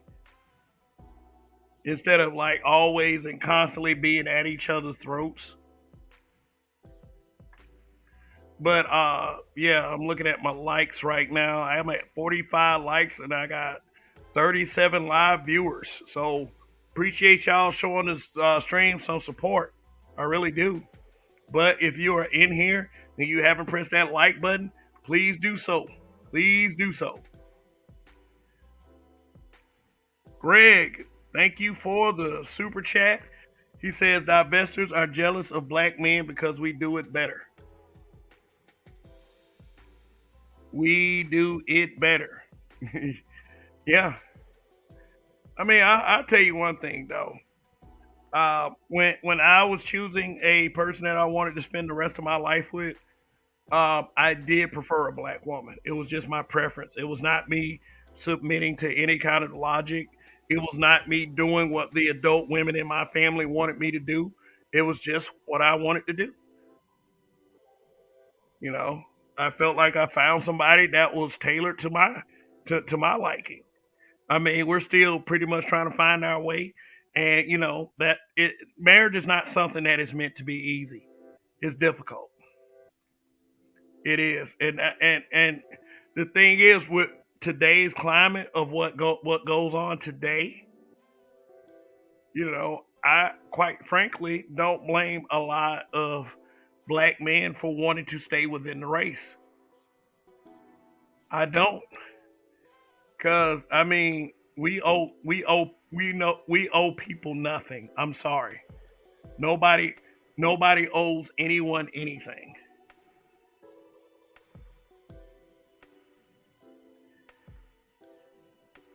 And for a person like and for a person like what's his man name? Let me see if I can. I'm gonna go back. Ralph Richard Banks, and let me put him on the screen real quick. The guy that actually wrote this article, Ralph Richard Banks. Put him on the screen real quick.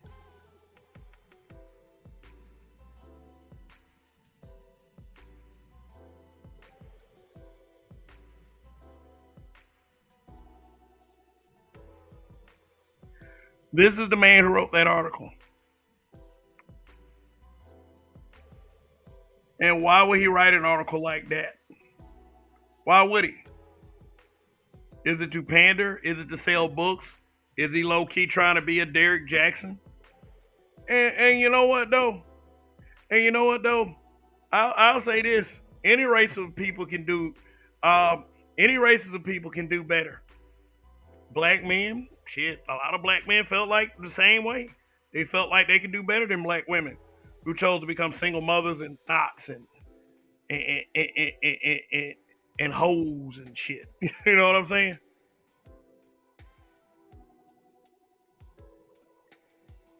Let me see something real quick. So that's who wrote the article. A black man.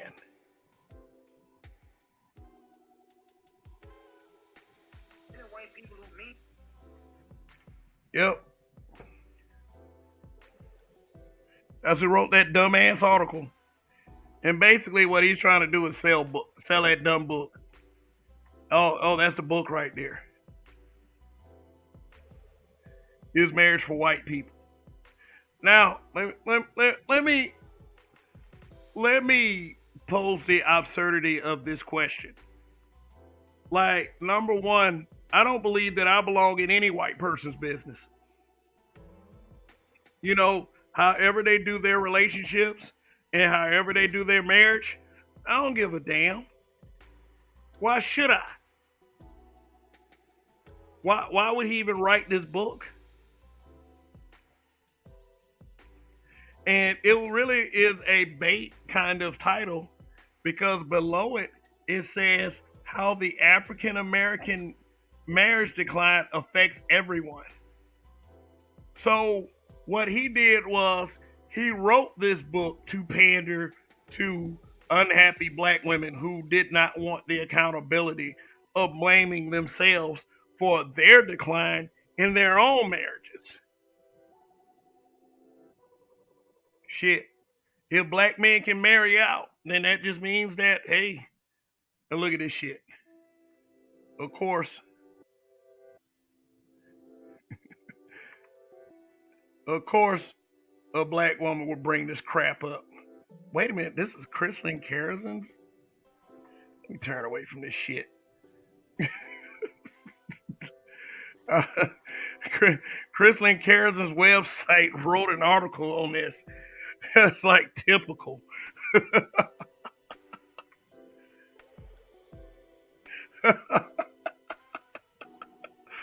I'm like, shit. And I really would like to ask this guy, what the fuck is his problem? Shit. They want us to look at Ketanji Brown Jackson as she's some kind of hero just because Joe Biden considered her for a position when she's basically a pedo sympathizer. She is. Let me stop. Let me stop.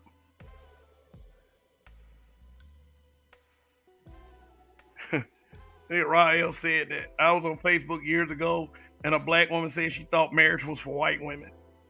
I was like, the fuck?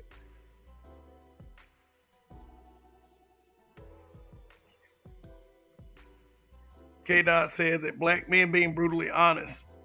Ralph Richard Manx is a white kiss ass bitch. LaShawn Jefferson said Whoopi married Ted Danson. She did it, I can too. All of Whoopi's public relationships and marriages were to white men, and none of them worked out. And she tried to make up this excuse. Oh, I never loved any of them. I guess they never loved you too. Shit. All right, War Child. Thanks for checking in, man. Appreciate you, man. Appreciate your super chat as well. Like I said, I appreciate the support. So like, super chat is open, and the Cash App is open. Although I have not received the Cash App in a long time, but that's okay. That is okay.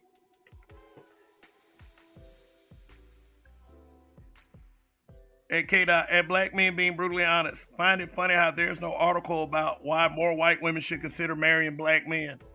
I mean, they always put it on like a sex thing, and let me show y'all. So let me show y'all 86. Y'all try to make it some kind of sex thing.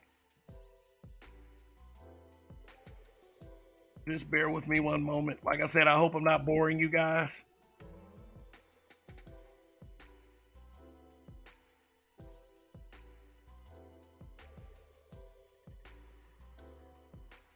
See if I find it. So I can find that particular article.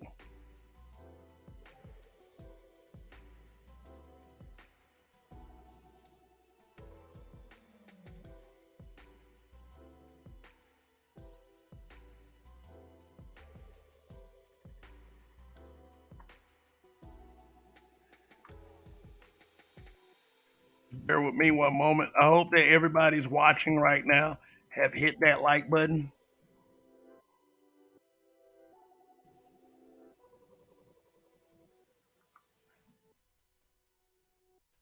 Just one moment.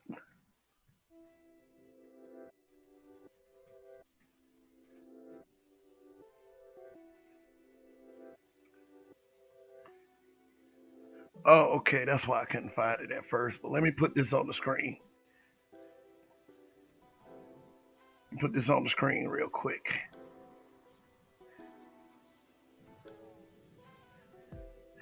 Yeah. 18karatreggae.com. It says 87% of white women want to have sex with black men, according to new study. Yeah, you know how all the swirlers and the divestors and the B1 network always say stuff like, "Oh, white women don't want y'all." Well, this is in direct conversation. No, not conversation. I'm sorry.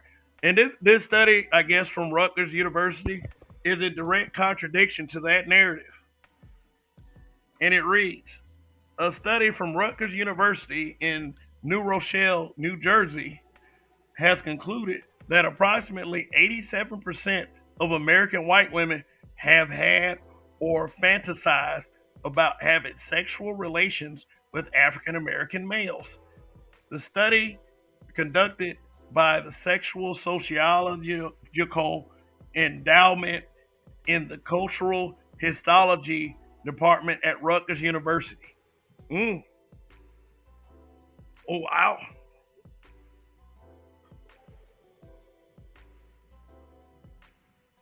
And then it goes on to say the study reveals that a whopping 87% of white women dream of having sex with a black man, and in some cases, many already have. Interestingly enough, the same study says only 13% of white women said they would marry and raise a family with a black man. Of the 800 involved in the study, 8% said they actually dreamed of having a threesome with black men. See, that's why we got to be careful with these studies because the 60% study that these women always mention, the 60% of black girls being touched inappropriately by an adult male before the age of 18, that was done with a group of 300 men. I mean, 300 women. This this uh this study was in a control group of 800, and a whopping 87%. But they said only 13% in some, like they said they would marry or raise a family with a black man. Now, I don't have a problem with that. I don't.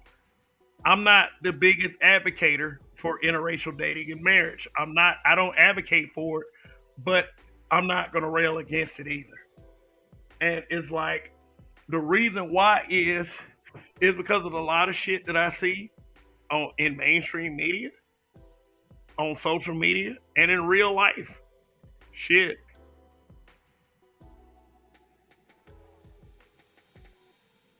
So let me just keep this headline up here. 87% of white women. That's very significant.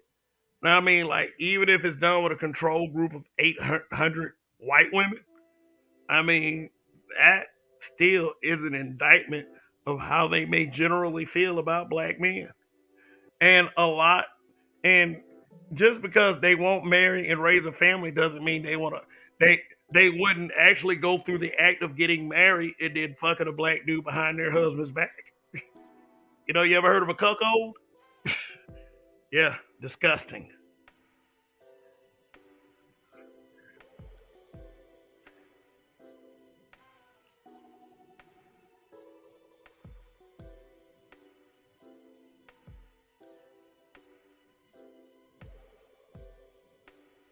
Oh, Kareem not caring.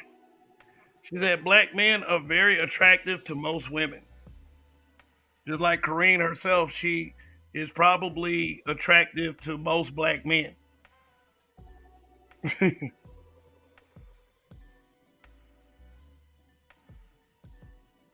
Yeah. So let's see. Rogan's son says any brother who's been in more than 5 countries will tell you. Hashtag RIP Patrice O'Neal. Okay, let me drop the link. Let me drop the link and see if any brothers want to come up here and because I really gotten away from. Let me go back to the original topic of how black men are easy to attack but hard to defend. And I gotta admit that a lot of that does fall on black men. A lot of that angst and a lot of that spite do fall on us as black men. You know, all of the accountability doesn't belong to everybody else. We gotta take a closer look at ourselves, and I'm sure that this is the part that becomes kind of hard for a lot of black men to listen to when I start making us accountable for our own stuff. And I get it. I get it. I get it. But, in order for us to grow, we're going to have to start being honest with ourselves. This, what inspired this topic was I watched a video on Facebook. Uh, it was a video that it obviously looked like it was taken by a cell phone from a distance from someone who was on their balcony, but it looked like two black males got out of a car. One had a gun, and one looked like he had an automatic. Because it was kind of big in his hand, and the two males seemed to have been fighting or something. They were arguing. So one of the dudes must have said something to make the other dude mad, and he turned around and he shot him 4 times. I heard 4 times, pow pow. And then at first the dude was standing, but then he shot him again, pow pow. And I always wonder about the mentality of these guys that do that shit to other black guys. How is it so easy for you to attack another black man or use a weapon to take that other black man's life? And a lot of that bullshit is in part to the fact that we weren't raised to value ourselves. Therefore, we find it very easy to dispatch each other like that. And it's really a sad fucking thing to see. Basically, especially after everything we have been through as a group of men, as a group of people. Because whether the sisters want to believe it or not, we all went through this. So this whole trying to classify themselves as a separate group of people is extremely laughable. Even within the space itself, even though the space has its issues and has its problems, and a lot of people have a lot of things negative to say about the space, I actually wonder, is it the space itself? Or is it that it's a general thing that goes on with us black men? While we are not a monolith and we all don't have to think the same way, we certainly don't have to kill each other. And whenever there's a collective of black men that actually agree with each other or can come under somewhat of an accord, is always attacked and dismantled.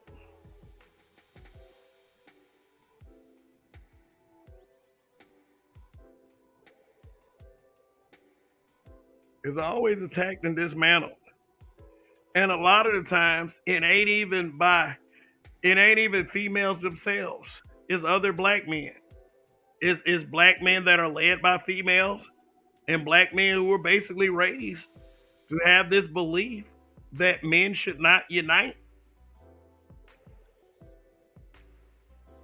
That it's better to focus on what the female believes and thinks rather than the dude just stepping up and being a leader and being a pillar to his surroundings. Whether you believe in a community or not, let's just say surroundings. That is somehow wrong for you to step up and take control as a black man. To go around with the belief that you are defeated and conquered rather than saying, hey, fuck that shit. Stupid bitch and stupid ass dude don't know what they talking about. Plus the fact that society at large does not have your back as a black man. Therefore, because society at large doesn't have your back, I mean, does it have? Yeah, yeah, I mean, it's that's true too. But does it have your back? Then that makes you an easy target, even for other blacks, especially B Dubs. And it seems to me that B Dubs who don't have the black man's back, they are rewarded because, like that Ralph Richard person, whoever wrote that dumbass book, he understands that in the greater society, if he is against his own brethren, that he is going to be rewarded. Why do you believe that it's so easy to take your channel down as opposed to these swirlers and divestors who spew off this toxic fucking rhetoric about black men and their channels stay up while channels that speak on behalf of black men and tell the truth by black men, they're so easy to take off they're so easy to take off, like to delete, to destroy the channel. You know why? Because society rewards those who condemn us. And if you are a black man that stands on your square, then you are likely to be attacked by those same folks. Look at someone like Tariq Nasheed. Look at Dr. Umar. Even though I don't agree with all of Dr. Umar's views, still a black man.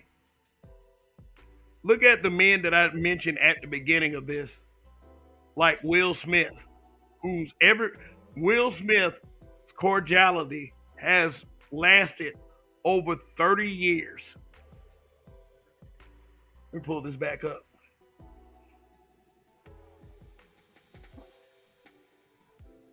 Will Smith's cordiality lasted over 30 years.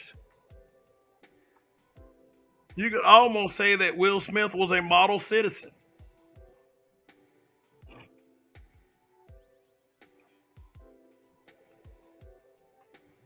I mean, think about the path of Will Smith's career. He came in as the Fresh Prince.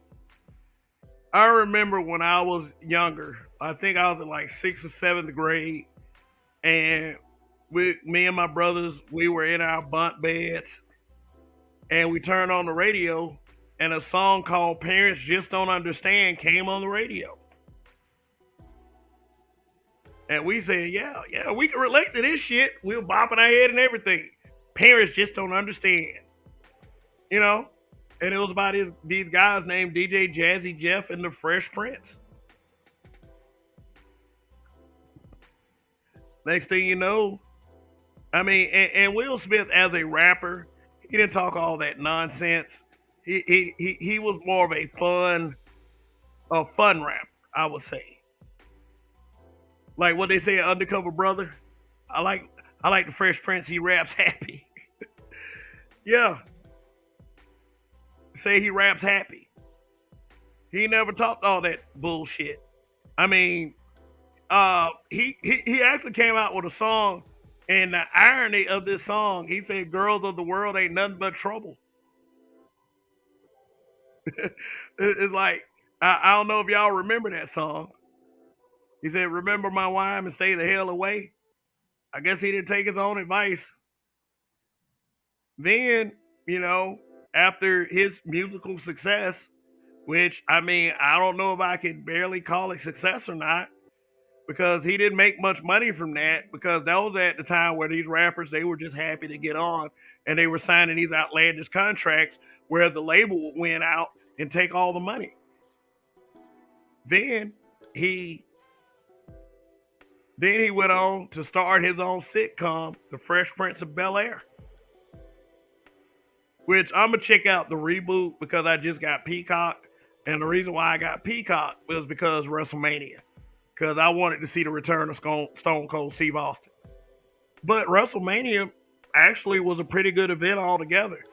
So what I'm gonna do is, because I have Peacock, I'm probably gonna sit up. I'm probably gonna binge watch Bel Air this week, and I might actually talk about the show itself on one broadcast. I said last week that I was probably gonna do the R&B broadcast of these simp R&B songs. I'm probably not gonna use the word shame, blame, and explain. That belongs to someone else. But yeah, he went on to make First Prince of Bel Air, which is to this day one of my favorite sitcoms of all time.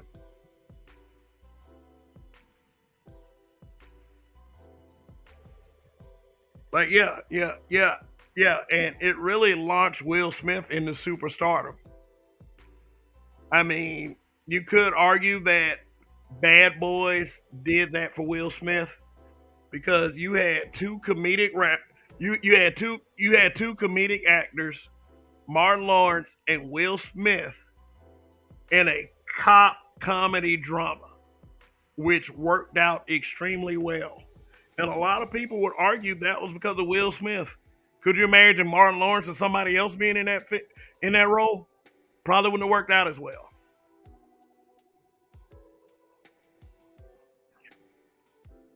Then Will Smith probably had one of the most A-list successful movie careers because after Bad Boys, it was Independence Day.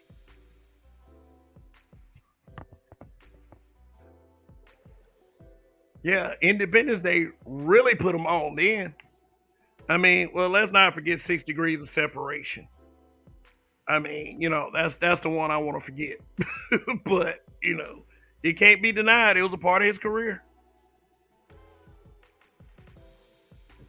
But my thing was when Eddie Griffin said that black men do not leave Hollywood clean.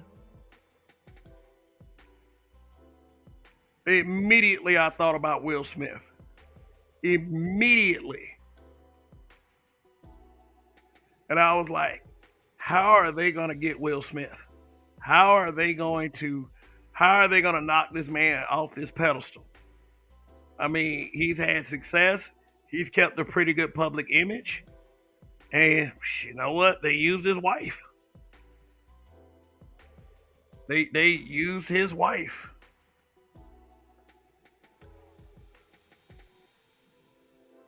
Rogan's son says Will Smith caught up in a ritual he didn't want to be a part of. LOL. A humiliation ritual.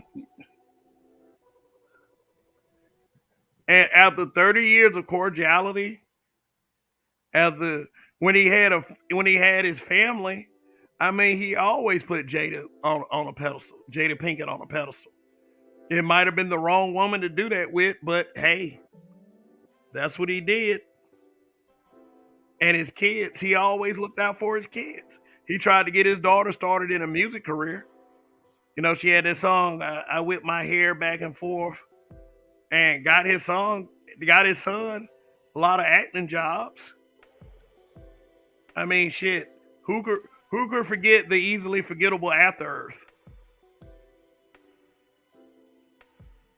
I mean, this man has not only had a successful career, he was that foundation upon which his family stood on.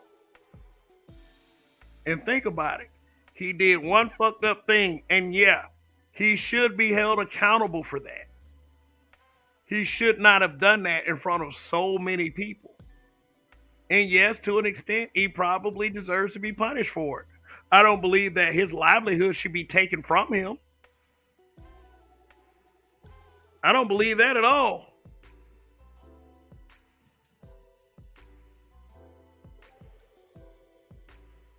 I don't believe his livelihood should be taken from him. I think what he needs to do is him and Chris Rock need to come together and they need to talk that shit out. I don't know. Maybe he needs to expose his face. I mean, and let Chris Rock pick a side so he can slap his ass right back.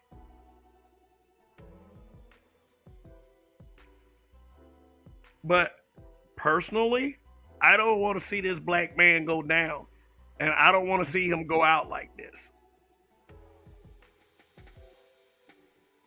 They found a way to take when Eddie Griffin said that, when he said that they always find a way for black men to not leave fame cleanly, I immediately thought about Will Smith. And this was before the whole August Alsina thing. This was before, I mean, and of course, it was before the slap. They got this man through his wife, through his family. He had to clean an image, just like Bill Cosby, just like a guy like Kevin Hart, just like a guy like Nate Parker. These guys all had clean, successful images. Now, I'm afraid the next guy I'm looking at right now is Denzel. But Denzel plays it smart. I mean, what does he do every time he speaks of his success? He speaks very, very highly of his wife. And so does his son, John David Washington, because they tried to mention him and how Denzel contributed to his success, and he was like, "No, Denzel and my mother."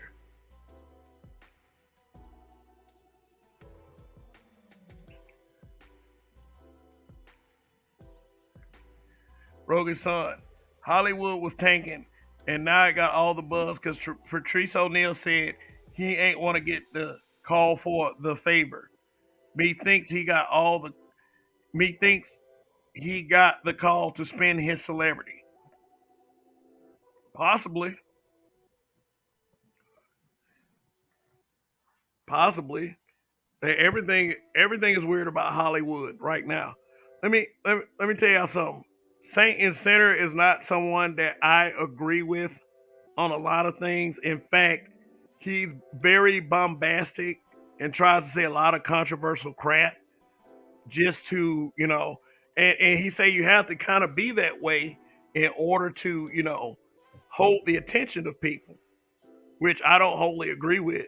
I believe you can be compelling without being a fucking dickhead.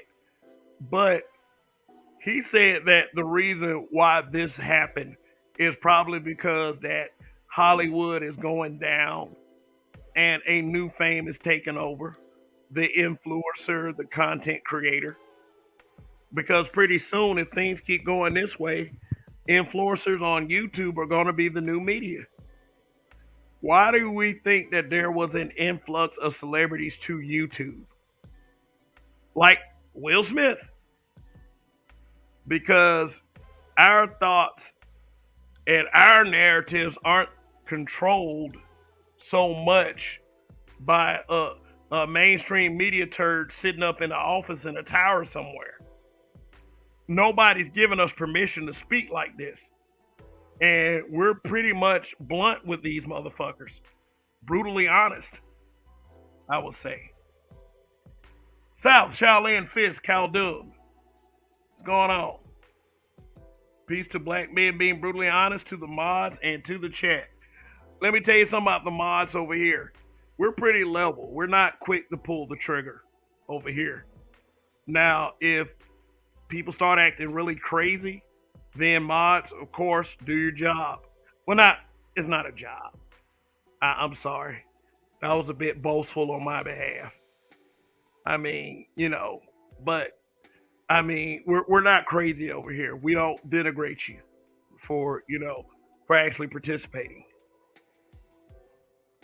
But thanks for showing up, and hopefully, you'll show up to my other broadcasts and the other uh, content I create.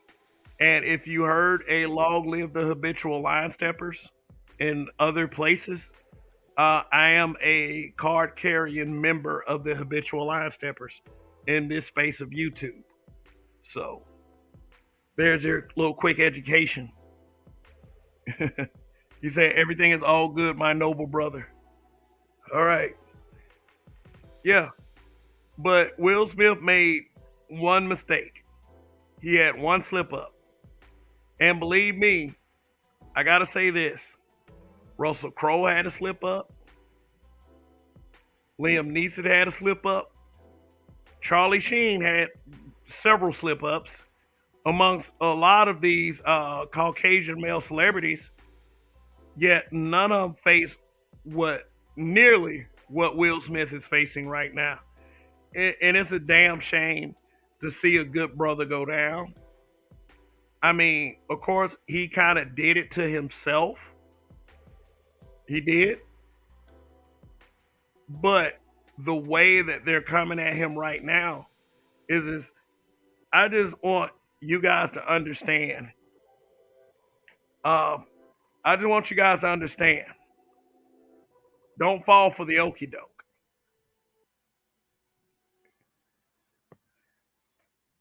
because the deal is this: there is something inside of us that makes us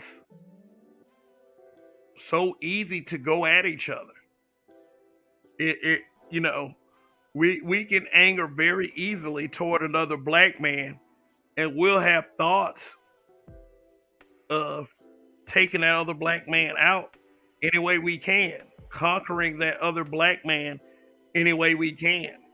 And this is something that doesn't necessarily have you know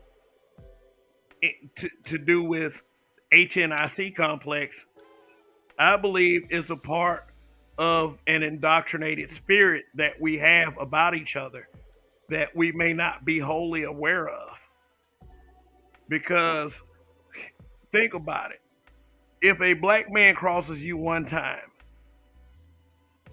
the act may kind of be forgivable, but we'll get so angry with the guy. We'll be angry with him for years and years and years. And that anger and that hatred could consume us. And it could be the easiest thing for us to feel. And it'll be so hard for us to even forgive that person. Granted, it's another black man. I mean, black women they can do anything they want to us, and we'll just forgive them instantly. And we know we'll do that shit unless it's something earth shattering like a divorce, a bad relationship breakup, or just something that takes away from us and our resources. Outside of that, them bitches can do about anything they want to us. But a black man even crosses you a little bit, even like a simple disagreement, then we're ready to go at each other's throats. And for me, it's just a sad thing to observe. And it's like my selfish desire is that we as black men can get past that.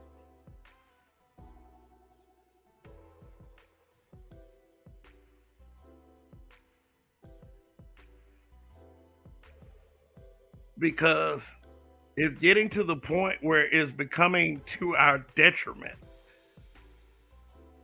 And and some of you may believe I'm saying some sappy shit or whatever, but if you really sit down and believe this, think about the last black man you were upset with,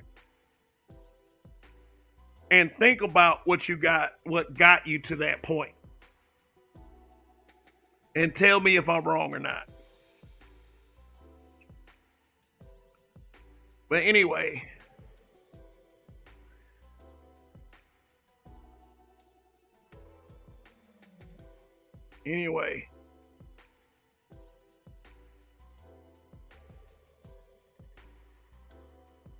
yeah, I've seen that too, Rogish.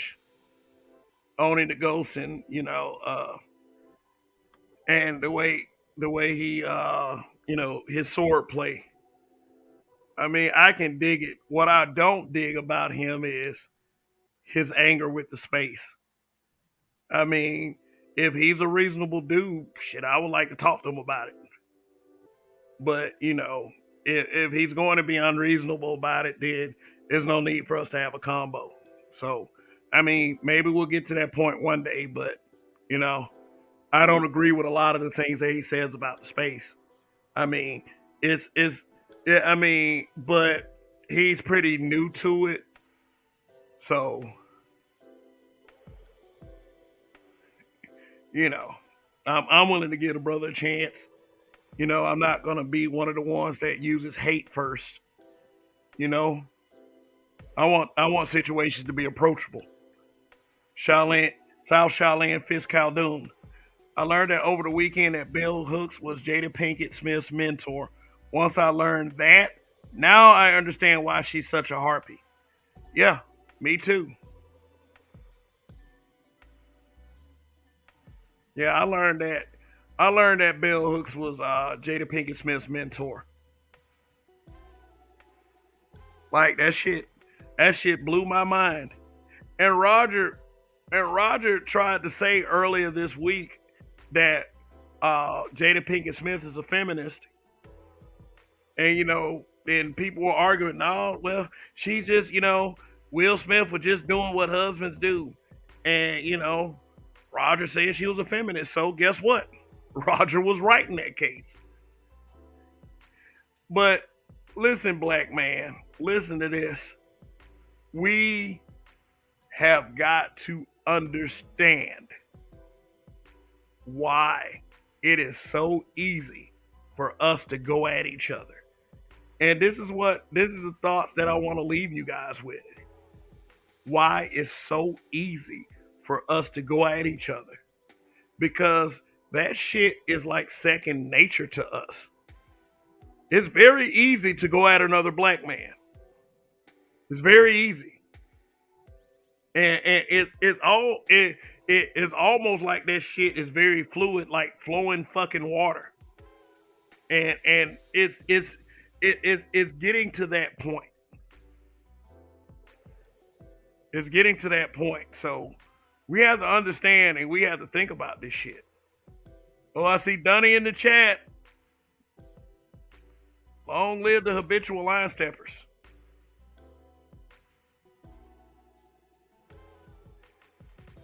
So just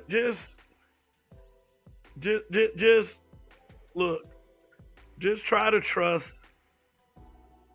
Just try to trust that I'm trying to be as brutally honest as possible with you guys, and I hope you do, in the long run, appreciate my honesty because, believe it or not, I do what was best for black men.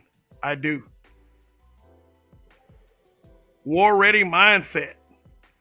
It's my first time seeing you here, so thanks for showing up. And if you guys are new to the channel, any of you watching right now, go below this screen and hit the subscribe button. Go below the screen and hit the subscribe button because I do broadcasts like this all the time. But I will tell you this: I haven't decided on what my broadcast is going to be about tomorrow. So anyway, this is it. This is it. I'm probably gonna go ahead and end it here because although I'm probably gonna take the day off tomorrow, which is totally my choice. It is late. It's been a long day for me. I mean, shit. I was watching WrestleMania. I really enjoyed it. Like watching professional wrestling is a favorite pastime of mine, and it's something that's near and dear to my heart, especially like with homie of mine who is no longer here. We used to watch wrestling all the time, and we used to play all the video games. So, and one thing that we had, even though we used to get mad at each other, we did have camaraderie, and that is very important as black men that we have to start working on because right now I gotta say our camaraderie is very very half-assed at this point. So anyway, it's been 2.5 hours. That is enough broadcast.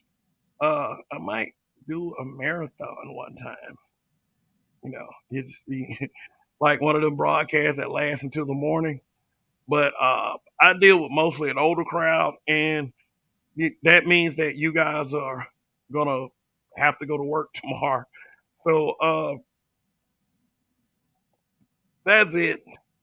Everybody who pressed like, everybody who tuned in, and decided to put up with my ass for like a couple of hours. I really appreciate you guys.